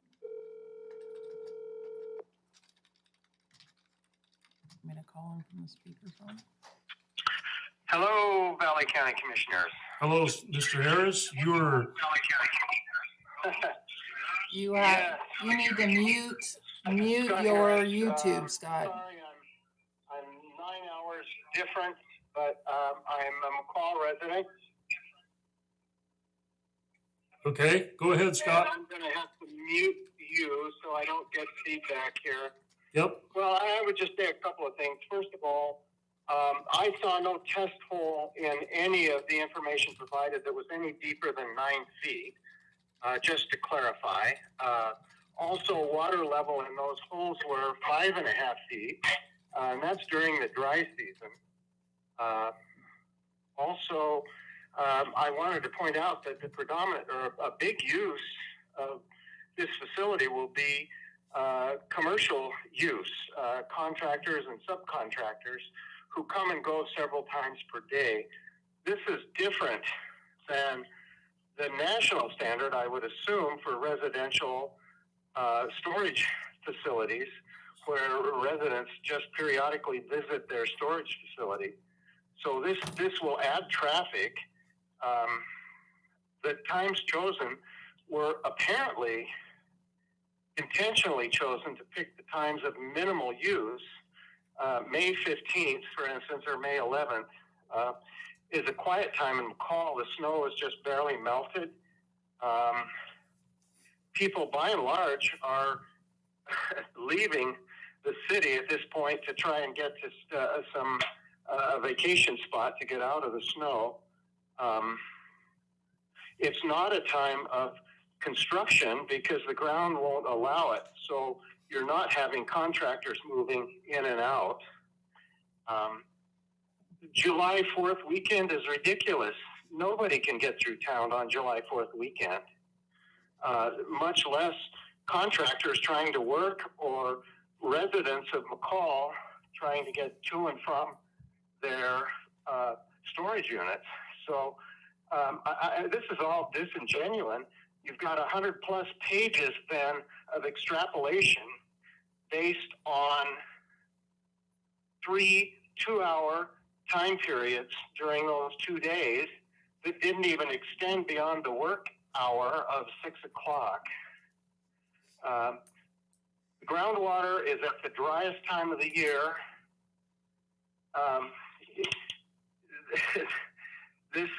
I just submit this is disingenuous, and please be critical about evaluating this information. And really, I think that's all I have to say. Perfect. Thank you, guys. This has been going on for a long time, and clearly there's a lot of money involved. So I can understand the impetus here, but please support those of us who live in this area, who abide by the rules of zoning, and hopefully will be protected as we move forward. So we rely on you, and thank you. And I think that's all I have to say, unless you have a question. Nope, no questions, and you're out of time. So thank you, sir. Go enjoy for us, will you, while you're traveling? We lost. I'm jealous. Okay. Mr. Chairman, maybe we'd be permitted 2 minutes to rebut that testimony. Since Yeah, I guess I have to do that. We have Is to it? do that, Yep. Who's gonna do it?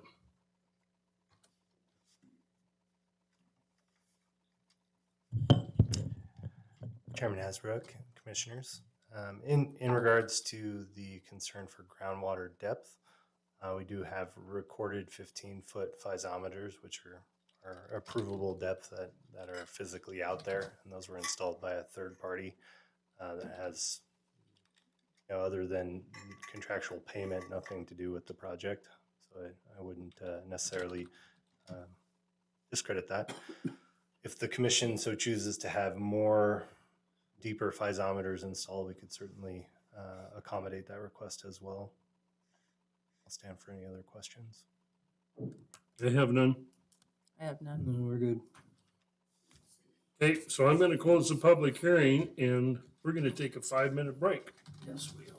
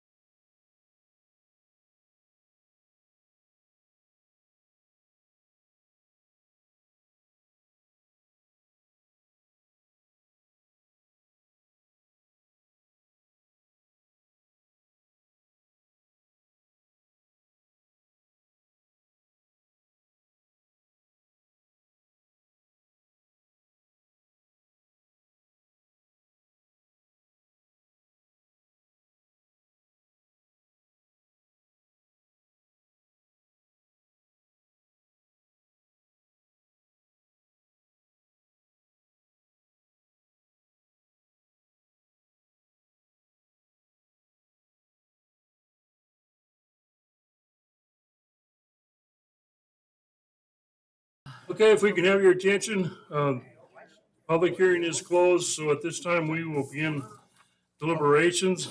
You're too cold. Just push that up a little bit. I guess I'll go first. I don't know. Doesn't matter. I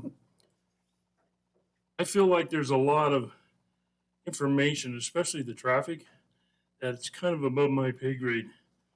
I think we need to do a more sincere analysis of that, more than just a couple of 3 times throughout 1 or 2 days. I feel like that the water tables should be studied a lot closer through our spring wet season. I want to make sure that we don't build a big mosquito pond down at the bottom of that that's going to be there all summer, which has happened in a lot of these instances.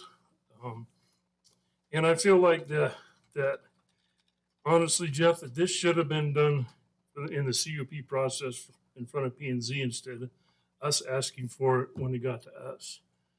So I feel like this needs to go back and start over. I think there may be a potential for this to work, but I think we all got to make sure that we agree on the facts of this new information and make sure that what we're doing is right. I'm done. I don't know whether to feel privileged that we have Holly Troxel and Elon Burke in the room or intimidated. It feels like we're starting to have more and more of this. And why I want to point out, our jobs up here are to walk the law. It's not about emotions. We have to make sure that we're doing things correctly because we have attorneys from both sides that disagree. And that is really difficult for us who are elected officials and not attorneys. Thank you, God. But so, legal challenges are important. And you're right. We do need to make sure that we're following all legal processes.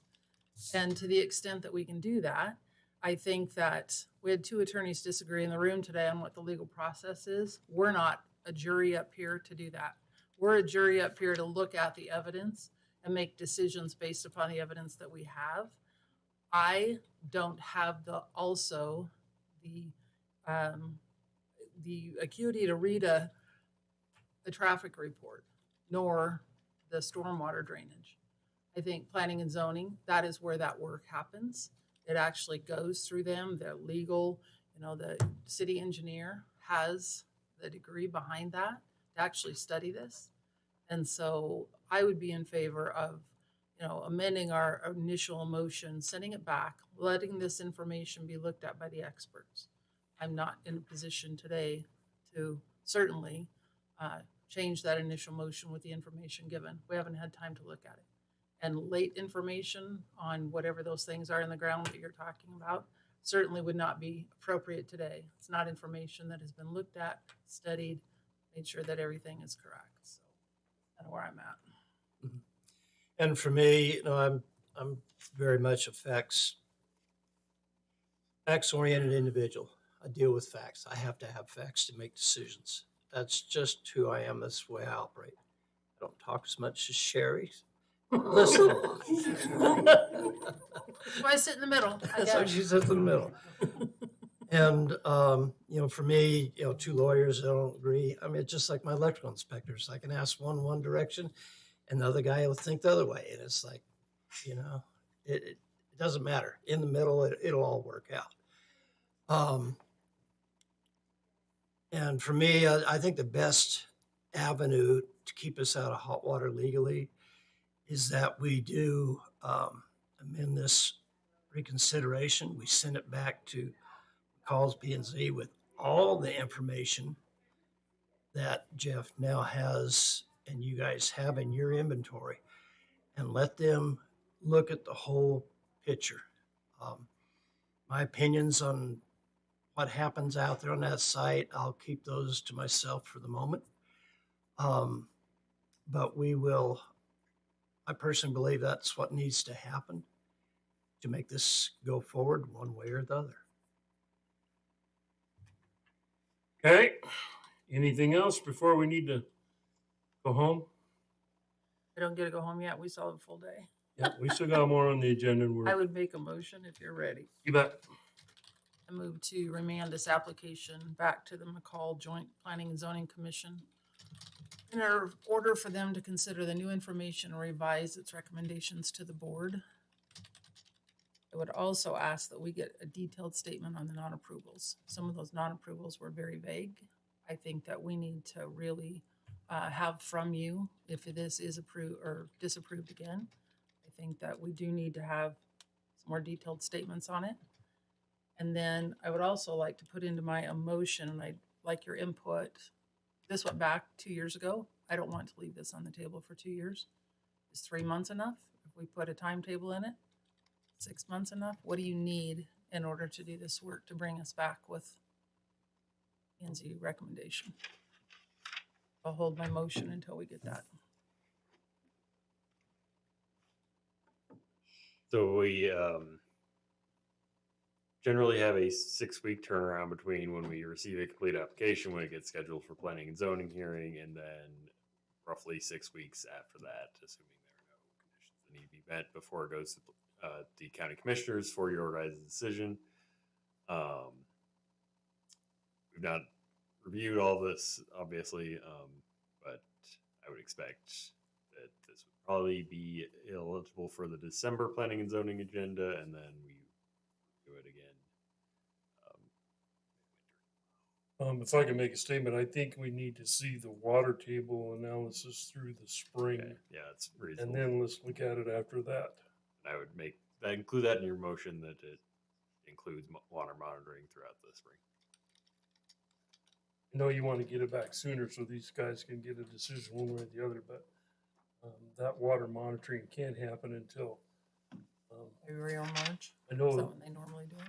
most wells dry up here in December, sometimes January if it's really cold. So anytime March, April is the best time to monitor that ground. And let's see if we're going to have a overflow or not. And we do contingent on? I'm thinking maybe April, 1st of April maybe, or May, I don't know. See it back by then.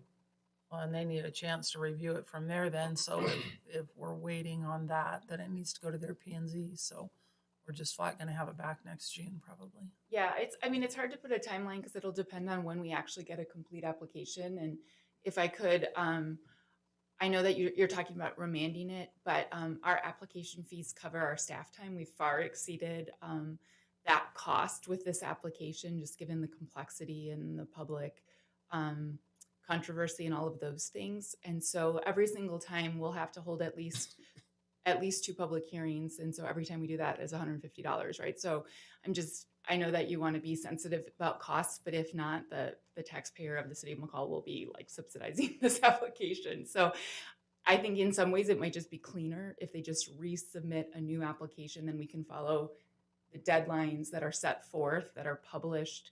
The public can track it. I think that might just be the cleanest way to do it.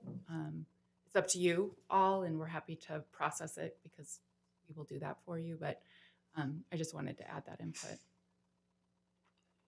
Well, I appreciate that, Michelle. I feel like, we're here to serve the public and they've already paid their fees to do this process, and everybody stubbed their toe in the middle of it. I think that they should be allowed to go back and regroup and work on this same permit. I know that doesn't get you any more money, but that's not what we're here for, to make money. We're here to serve the public and both sides. And I think that's just the cost of doing business. That's my personal. I'm concerned because this has been such a long process for this applicant already. And that's why restarting again, I'm, fearful that it's going to take that long again. I guess if we don't want to commit to a timeline, because again, I think our goal is to bring an application that's approvable. I mean, that's our goal when we bring land use applications in front of the Planning and Zoning Commission. Sometimes we don't get there. Applications that are complete, thorough, and make sense and meet the criteria kind of go through the application process pretty quickly. There's a reason this has taken time, and it's because all of the things you've been struggling with, right? We haven't had the information for our decision makers to make those decisions. And so, again, we're happy. We move very fast relative to other land use application communities, but I just want to be careful that we don't get stuck being in a position if we don't feel like we have a complete application. And so any direction from you, we appreciate so that we can move this thing along, but also not just drag it out through another process. No, and public that's, hearing you process. know, and for Want to be fair us- to everyone, right? Yeah, The for- applicant as well. So. For us, we need a complete application. We wish that's what had came to us the first time, was complete 100%. It's not only you. It was, you know, Hatch Design and not bringing us enough information. So we want everything on the table. Yeah. so that Well, we can and look at I it. don't want to throw Jeff under the bus with this because No. he has gotten traffic memos approved in the past. Maybe we need to tighten up what we're willing to accept from developers because it is. Every once in a while, we'll take this, then we need this. And it's site specific. So I don't want you to think that we're only going to take a traffic memo as we move forward. This is site specific. But with that information out there, it's kind of maybe we need to tighten our process and what we're actually going to accept on these things. But Well, and I then think the that's what applicant is we're also, doing here. I agree. the applicant has also stated that he's in the process with ITD working out some kind of agreement on the road, and I think we should at least wait for that. What they Yeah. come up with, I And think that- that's important. Exactly. So that's my concern is that they might have done a full traffic study. We need to review that. There might be comments from our engineers back to their engineers. They have to make modifications and often it's a back and forth process. So I can't promise you, oh, we're going to bring it back to you in 6 weeks. Because that process needs No, to work, and I'm we've not. got to work with the state, right? We have all these different agencies we have to work with. So that was just my hesitation about assigning a date to it at this point, just because I want to make sure we go through the proper process and make sure that we get the right comments. And I can appreciate that. And, you know, working with ITD on that intersection, that's what I was looking for. I mean, it's not just the study. It is, what is ITD going to allow? Because we can't mandate they do anything. And so we need to hear back from ITD. What is it that you are going to do on this site? So, okay, I appreciate that, Michelle. Didn't think about it that way. Yep. So then I would just leave my motion as is, just with the statement, you know, whatever is approved or denied. I feel like we need more detail on it. Okay, I second that. Okay, we got a motion and a second. Jeff, are you clear on what we're asking, where we're going here? I want to make sure that we're all on the same page, what we're asking for. Commissioner Hasbrook, reiterate what I think I heard. Okay. You're going to remand the application back to planning and zoning so that the city of McCall can review the additional information, provide comments. In addition to that, we want ground monitoring till at least April, May of next year. You want a couple more traffic studies, probably one this fall and then one next spring as well, just to kind of understand that. And then the approach permit on the intersection of Elo and Highway 55 That would be with ITD. with Okay. ITD. I don't know that we need more traffic studies myself. I don't know about but the traffic studies. I I'm more need to know interested what- in what ITD feels about all this. Okay, so and what you can work you're together. good with that, just coordinate with ITD in the city. Well, as soon as you get that and. Groundwater monitoring, ITD. And I'm assuming you go back to P and Z and away we go. This is called a do-over. These are becoming very, Except you don't have to pay a very permit fee. difficult applications. So, I mean, this is obviously a difficult one. I appreciate that consideration for the remand. In consideration with the city of McCall, I would just indicate that many cities do have a modification fee. If there's a fee needed for this, based on that additional information, we would oblige. There you go, Michelle. Okay, we got a motion and a second. All in favor, please say aye. Aye. Aye, motion carries. Thank you all for coming in. Democracy at work again. Everybody have a great day. Man. As good as it If you don't mind, I would ask everybody to kind of leave pretty quick. We've got a whole bunch more on the agenda to do. Thank you.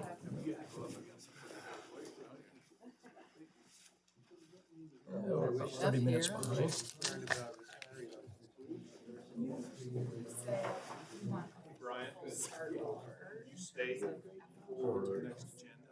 No. With consideration, or you want us just to review? That's going to be for them to make a recommendation just based on these. I just wasn't clear. Well, they have an app. Because I heard different things from different people. But to me, they already have the initial application. They're adding to it these studies. Okay, and then we take the whole thing, we group it, we go back. Okay, And then got a it. little better findings on the 12 conditions. Yeah, Some we of can- those are really, Those Yeah, were, yeah, we can, screw those up for sure. those are it's really not that big. I Michelle? disagree or agree with you. It's the fact that you saw it today with 2 attorneys in the room. We got to be really tight on this stuff. Well, and there is question on the date that this was published, but we had to move forward because of our timing to respond, so. I don't know if there's Okay. a question or not, Okay, but keep your chin that's up. something. No, I think Alp was talking about those 12 points. And that's what. And they didn't, even with the 12 points, they didn't say, well, you passed these 8, you just didn't pass these 4. They were just all bundled. Jim, is Jeff out there? Disappointed with them. Right out there. Get him in here, will you? Real disappointed with them. Well, they, Did we? Cool.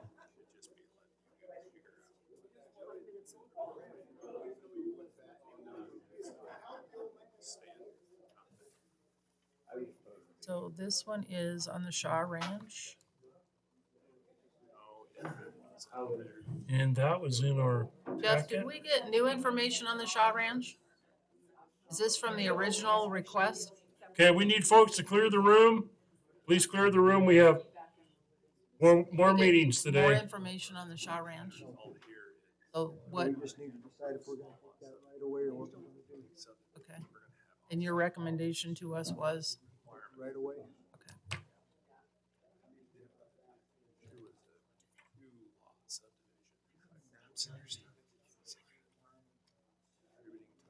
Jeff, did you send this to us or where did we get that? Was that from Doug? So which one, Shaw? In a Yeah. meeting For both quite of them? some time So we ago. discussed the Shaw Ranch Trying to find it. probably a month ago. Yeah, that's been. Oh my gosh. And we were kind of left with the board kind of deliberating on whether we were gonna take a right of way or what we were gonna do. There's still quite a bit of private property up in there. It can be developed at some other time. I mean, the 6.5 acres that Shaw Ranch was gonna donate was very, very large. Oh, now it's coming. Now it's coming. Okay, yeah.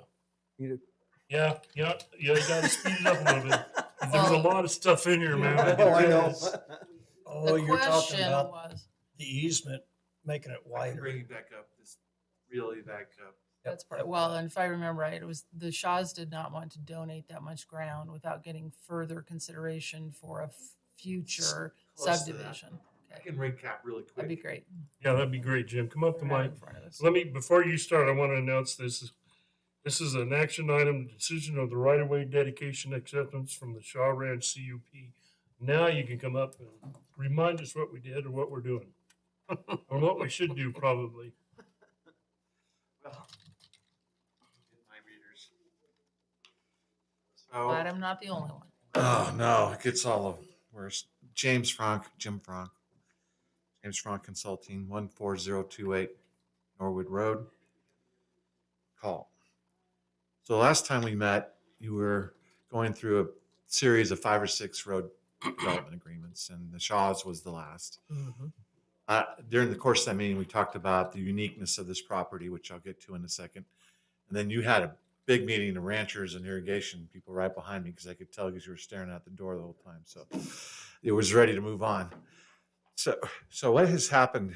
The Shaws family, an original homestead from the turn of the 20th century, one of the oldest ones in the county.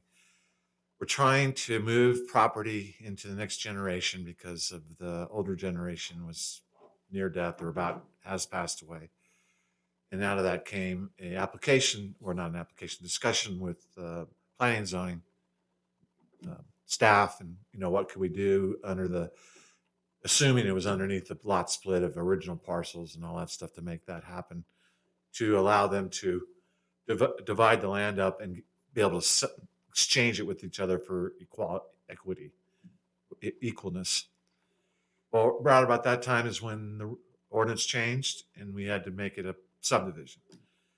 So out of that 700, approximate 732 acres of land, we then had to go back and do the subdivision application through the P&Z, you guys, and now we're down at the end at the road development agreement.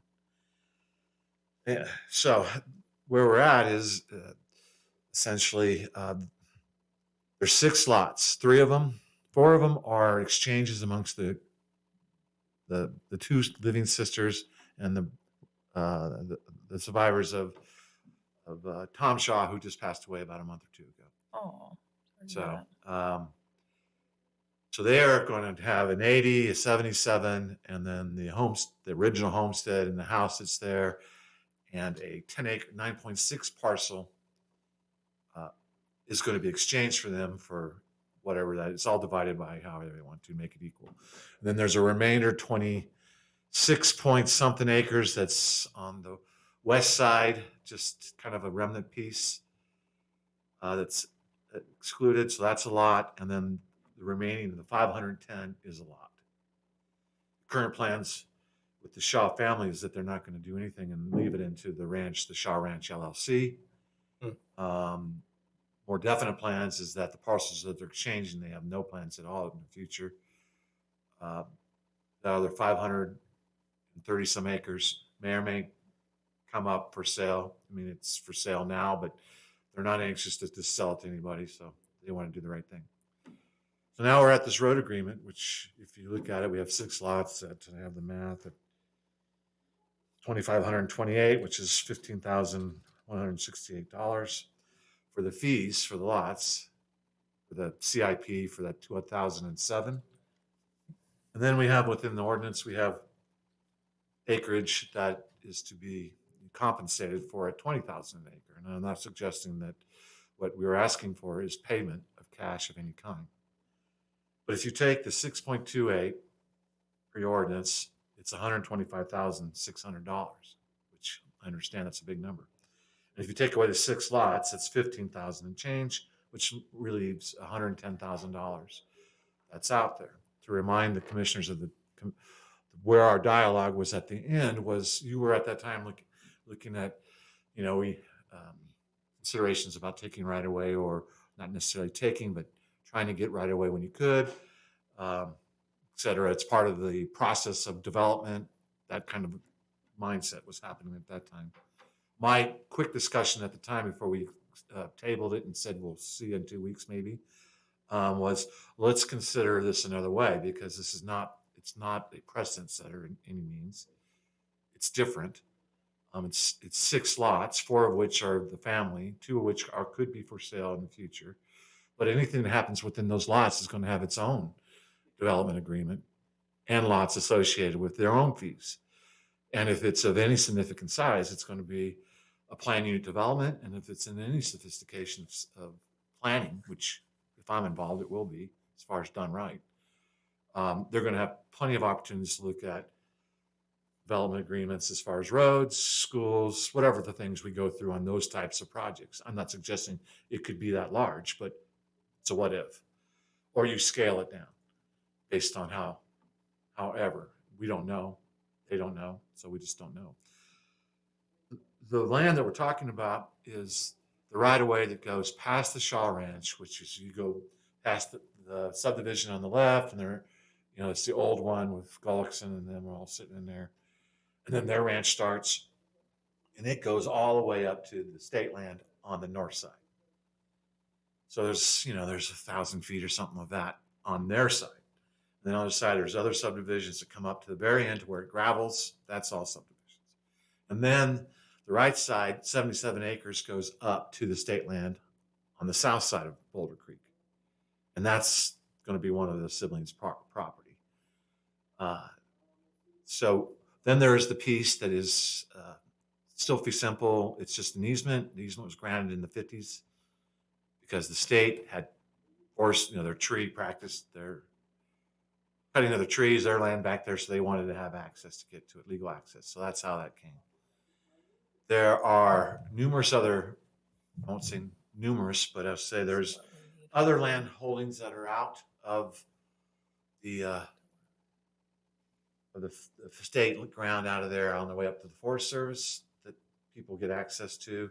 The state logs quite a bit up in there, in and out on that road. The recreational area up there where Louis Lake and Boulder Lake and all that facilities, and then all the snowmobiling that parks back in there. There's a lot more uses going on than just this Shaw Ranch. So that being said, I think what I was proposing is not compensation in monetary value, but an agreement that some form of compensation in a future road agreement would be established so that they could be a refund or something of that nature. And I'm open to how to discuss that to make it real, but because those things are going to happen in the future. And we're not asking for cash. We just think that's a fair way to go about it. So it is interesting because we did just do this, Jim, with another heritage farm. 3 siblings inherited, split it. We did require a road right of way. And Boulder Lake Road has huge use. So I do believe that we need a road right of way on it. Mm-hmm. Now the compensation piece is where, we need to discuss how are we going to compensate that, and will we into the future? How do we credit that? I think my concern is I don't know how we can commit future boards to this deal. Can we do that? It's a road development agreement, so. Can we commit future boards to this agreement? Well, I don't know that I agree with that. I'm going to seek legal counsel on that one because this is a contract between two individuals that are put in place right now under our agreement. yeah, there's an And entity so- and a private side to it that it can. Not to holler from the cheap seats, but I think the issue that you're raising is financial commitment, and this is not going to be a financial commitment. Okay, that gets us out of that. So it's a credit situation. Jim, on the 500 acres that are left, does Boulder Creek Road go through that too? The 500 acres that are left, the Boulder Creek abuts on it on the south side. So you go from So I think this is the farm here and here. They're going to have to provide access to this northern piece because it doesn't abut anything. So this is the piece that's one sibling is going to take. This is a piece, this piece, this piece. This will be the other piece. And we're getting right away from here up to Here. there, Correct. to that boundary. Is up there, it's not accessed by anything. Yeah, they'll have to figure that out between them. That's a 320 acre piece. So the other, this might be the rest of that, 162. So that's about the 500 on the northern side. I can understand the Shaw's concern. This is a large donation, if you will. This is a large development request in order to do this split.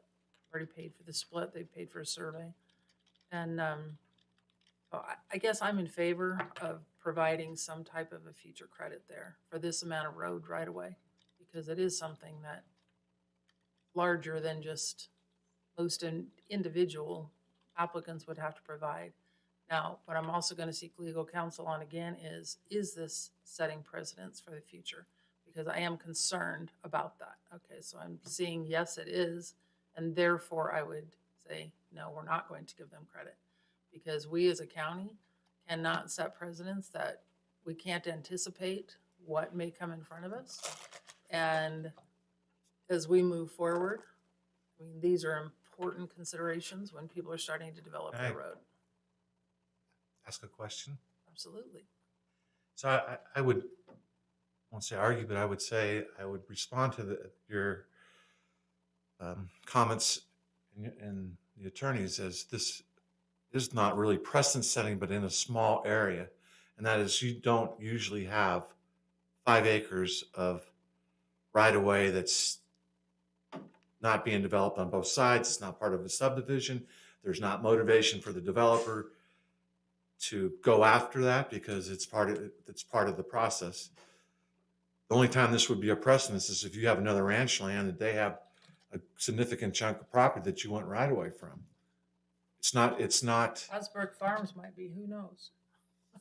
well, These are old heritage farms, Jim. I don't And know I what- get it, yeah. and I'm praying that they remain heritage farms. So what you're, But these are all going down to a whole new generation. well, that's, so what you're saying So- is if it, down the road, somebody buys a chunk of that back in there and they want to develop that into a subdivision, some of that land, if they sold it to a developer, well, I wish I didn't know that we weren't having pictures today. Otherwise I'd brought my own. I can put it up on the screen. Put it up That on might the- be helpful, and I'll try to be quick. When my Can thinking you is, hook how me can we up? use this credit in the future? I mean, Well, the it's- credit would be, so if the 500 acres or whatever gets done and there's an improvement to the road that's required of that particular subdivision, that credit would go towards it. Oh, okay.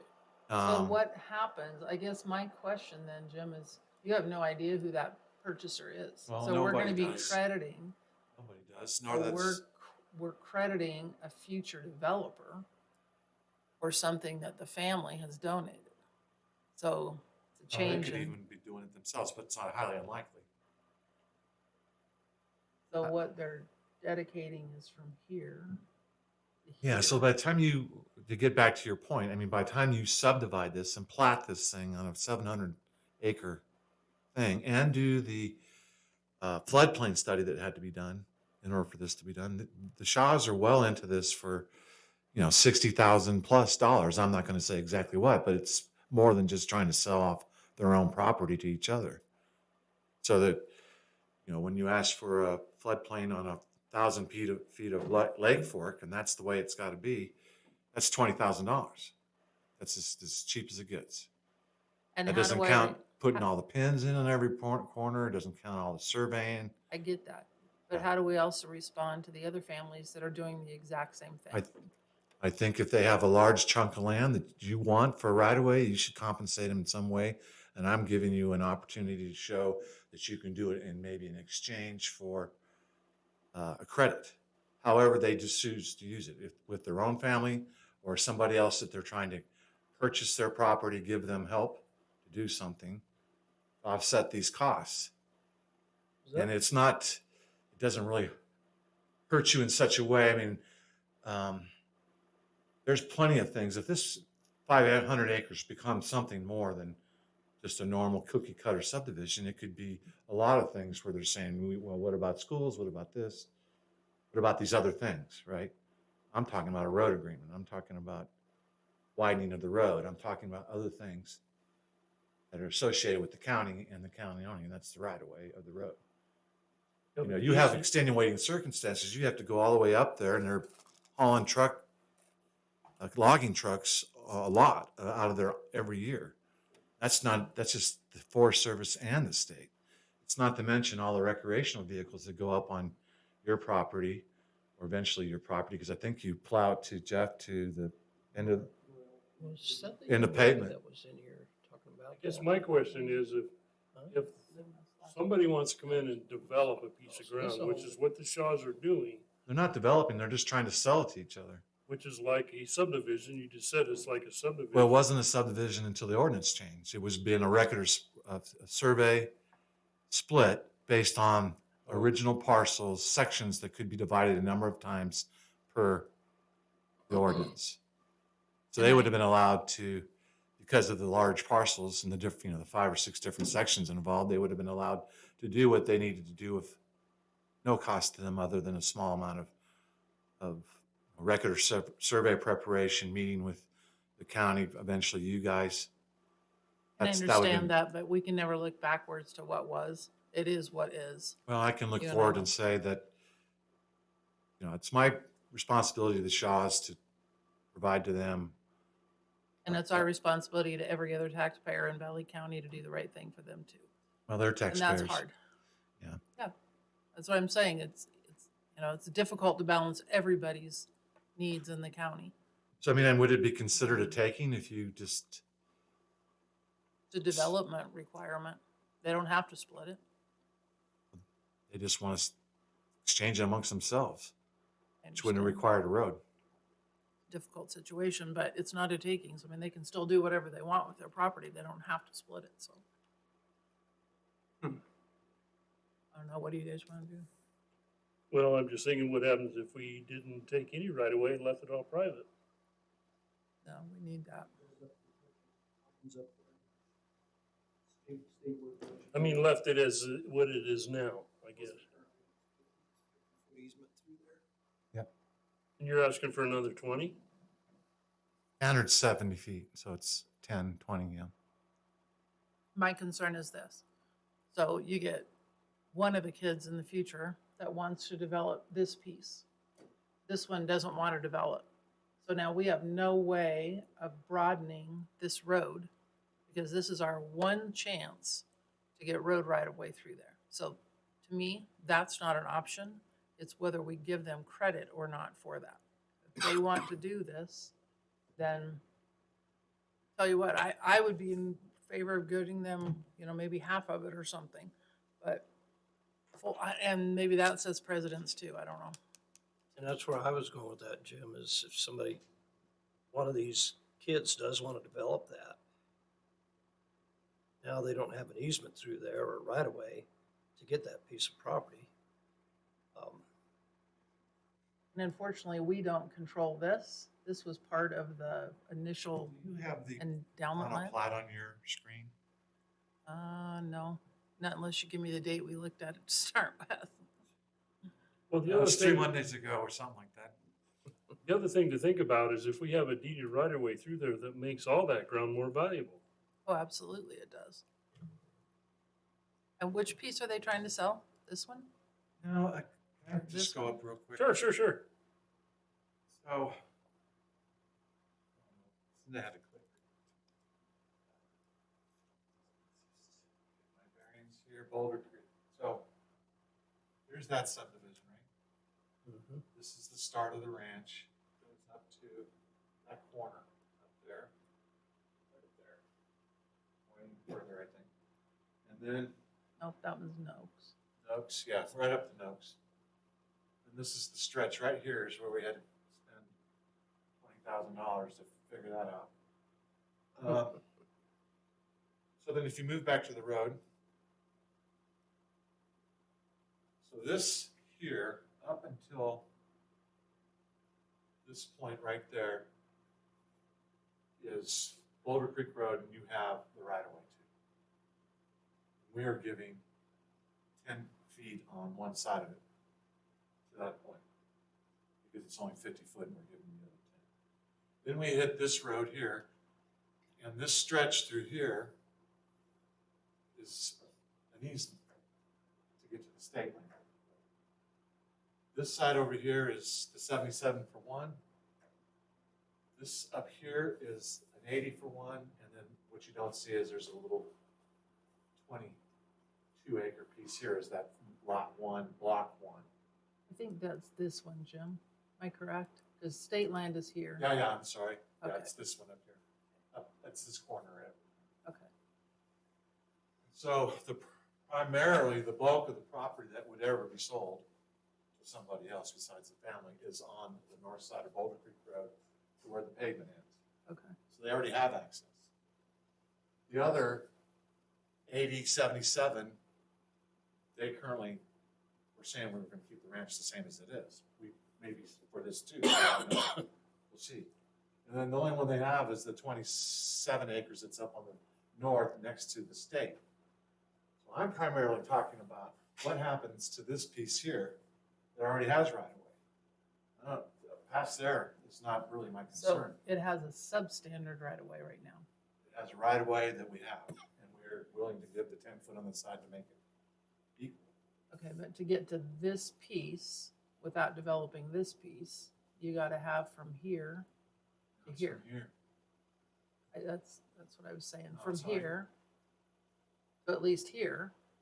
I don't, this piece is part of the family. All of this is part of the family like this. The piece over here primarily is on facing the right of way. So when I talk about where our development credit would go, it'd more likely go to this piece right here And the agreement could be written up that, you know, it's specific to that site, if you wanted to make it, so you don't worry about family members on their own little parcels. So that would be like what, subdivision fees? What else? No, I'm thinking more of like cost to the road where we have to widen it or Oh, okay. do something A like future that. road agreement would be reduced for their amount that they would have to provide for that next section of development, right? I'm just trying to think of a way where this is not a unique I mean, it's a unique situation. It's pretty site specific. This land's been around for a long time, and And because it is a heritage farm, I mean, that's what touches my heart. They're not trying to sell it to somebody else. They're giving it to their kids for now. And the kids will make another decision, I have no doubt. But Well, we are going to, there's at that there's a moment in lot of time- talk about what they want to do with that. I mean, they've talked about conservation and this and that. I don't really know the answer, but what I'm here to say today is that I was trying to think of a way that would be a benefit to the Shaw family with a unique situation where there's a large chunk of right-of-way that needs to be taken because it hasn't. And it's not just because the Shaws are going to use it, it's because everybody is already using it. And not that those things in the past about regulations on, you know, if we could have done a record of survey and been way simpler, would take less of your time. I get that. That's in the past. But the facts are there is, based on your ordinance, there's $125,000 of value out there. And there's only $15,000 of fees, which is kind of lopsided too. So that's why I bring this up. This is why it's come twice now. And I wouldn't be here if I didn't think it was important. I don't like wasting time, mine or yours. So Well, your $125,000 This is a hard one. value is, our CIP requirement. is that the easement that he's given all the way? that's the That's the 10 value. feet on it's the 10 feet from that corner over to the pavement. And then it's the 70 feet. It's trying to get you a full right of way to the other end, Other end. to the state land. And you're willing, Jim, to take that 100,000 and only use it on those two parcels on the west side? Yeah, and we can write an agreement to that. That's fine to that, because they have told me they have no plans for theirs. You want to come up, Counselor? Well, I was suggesting we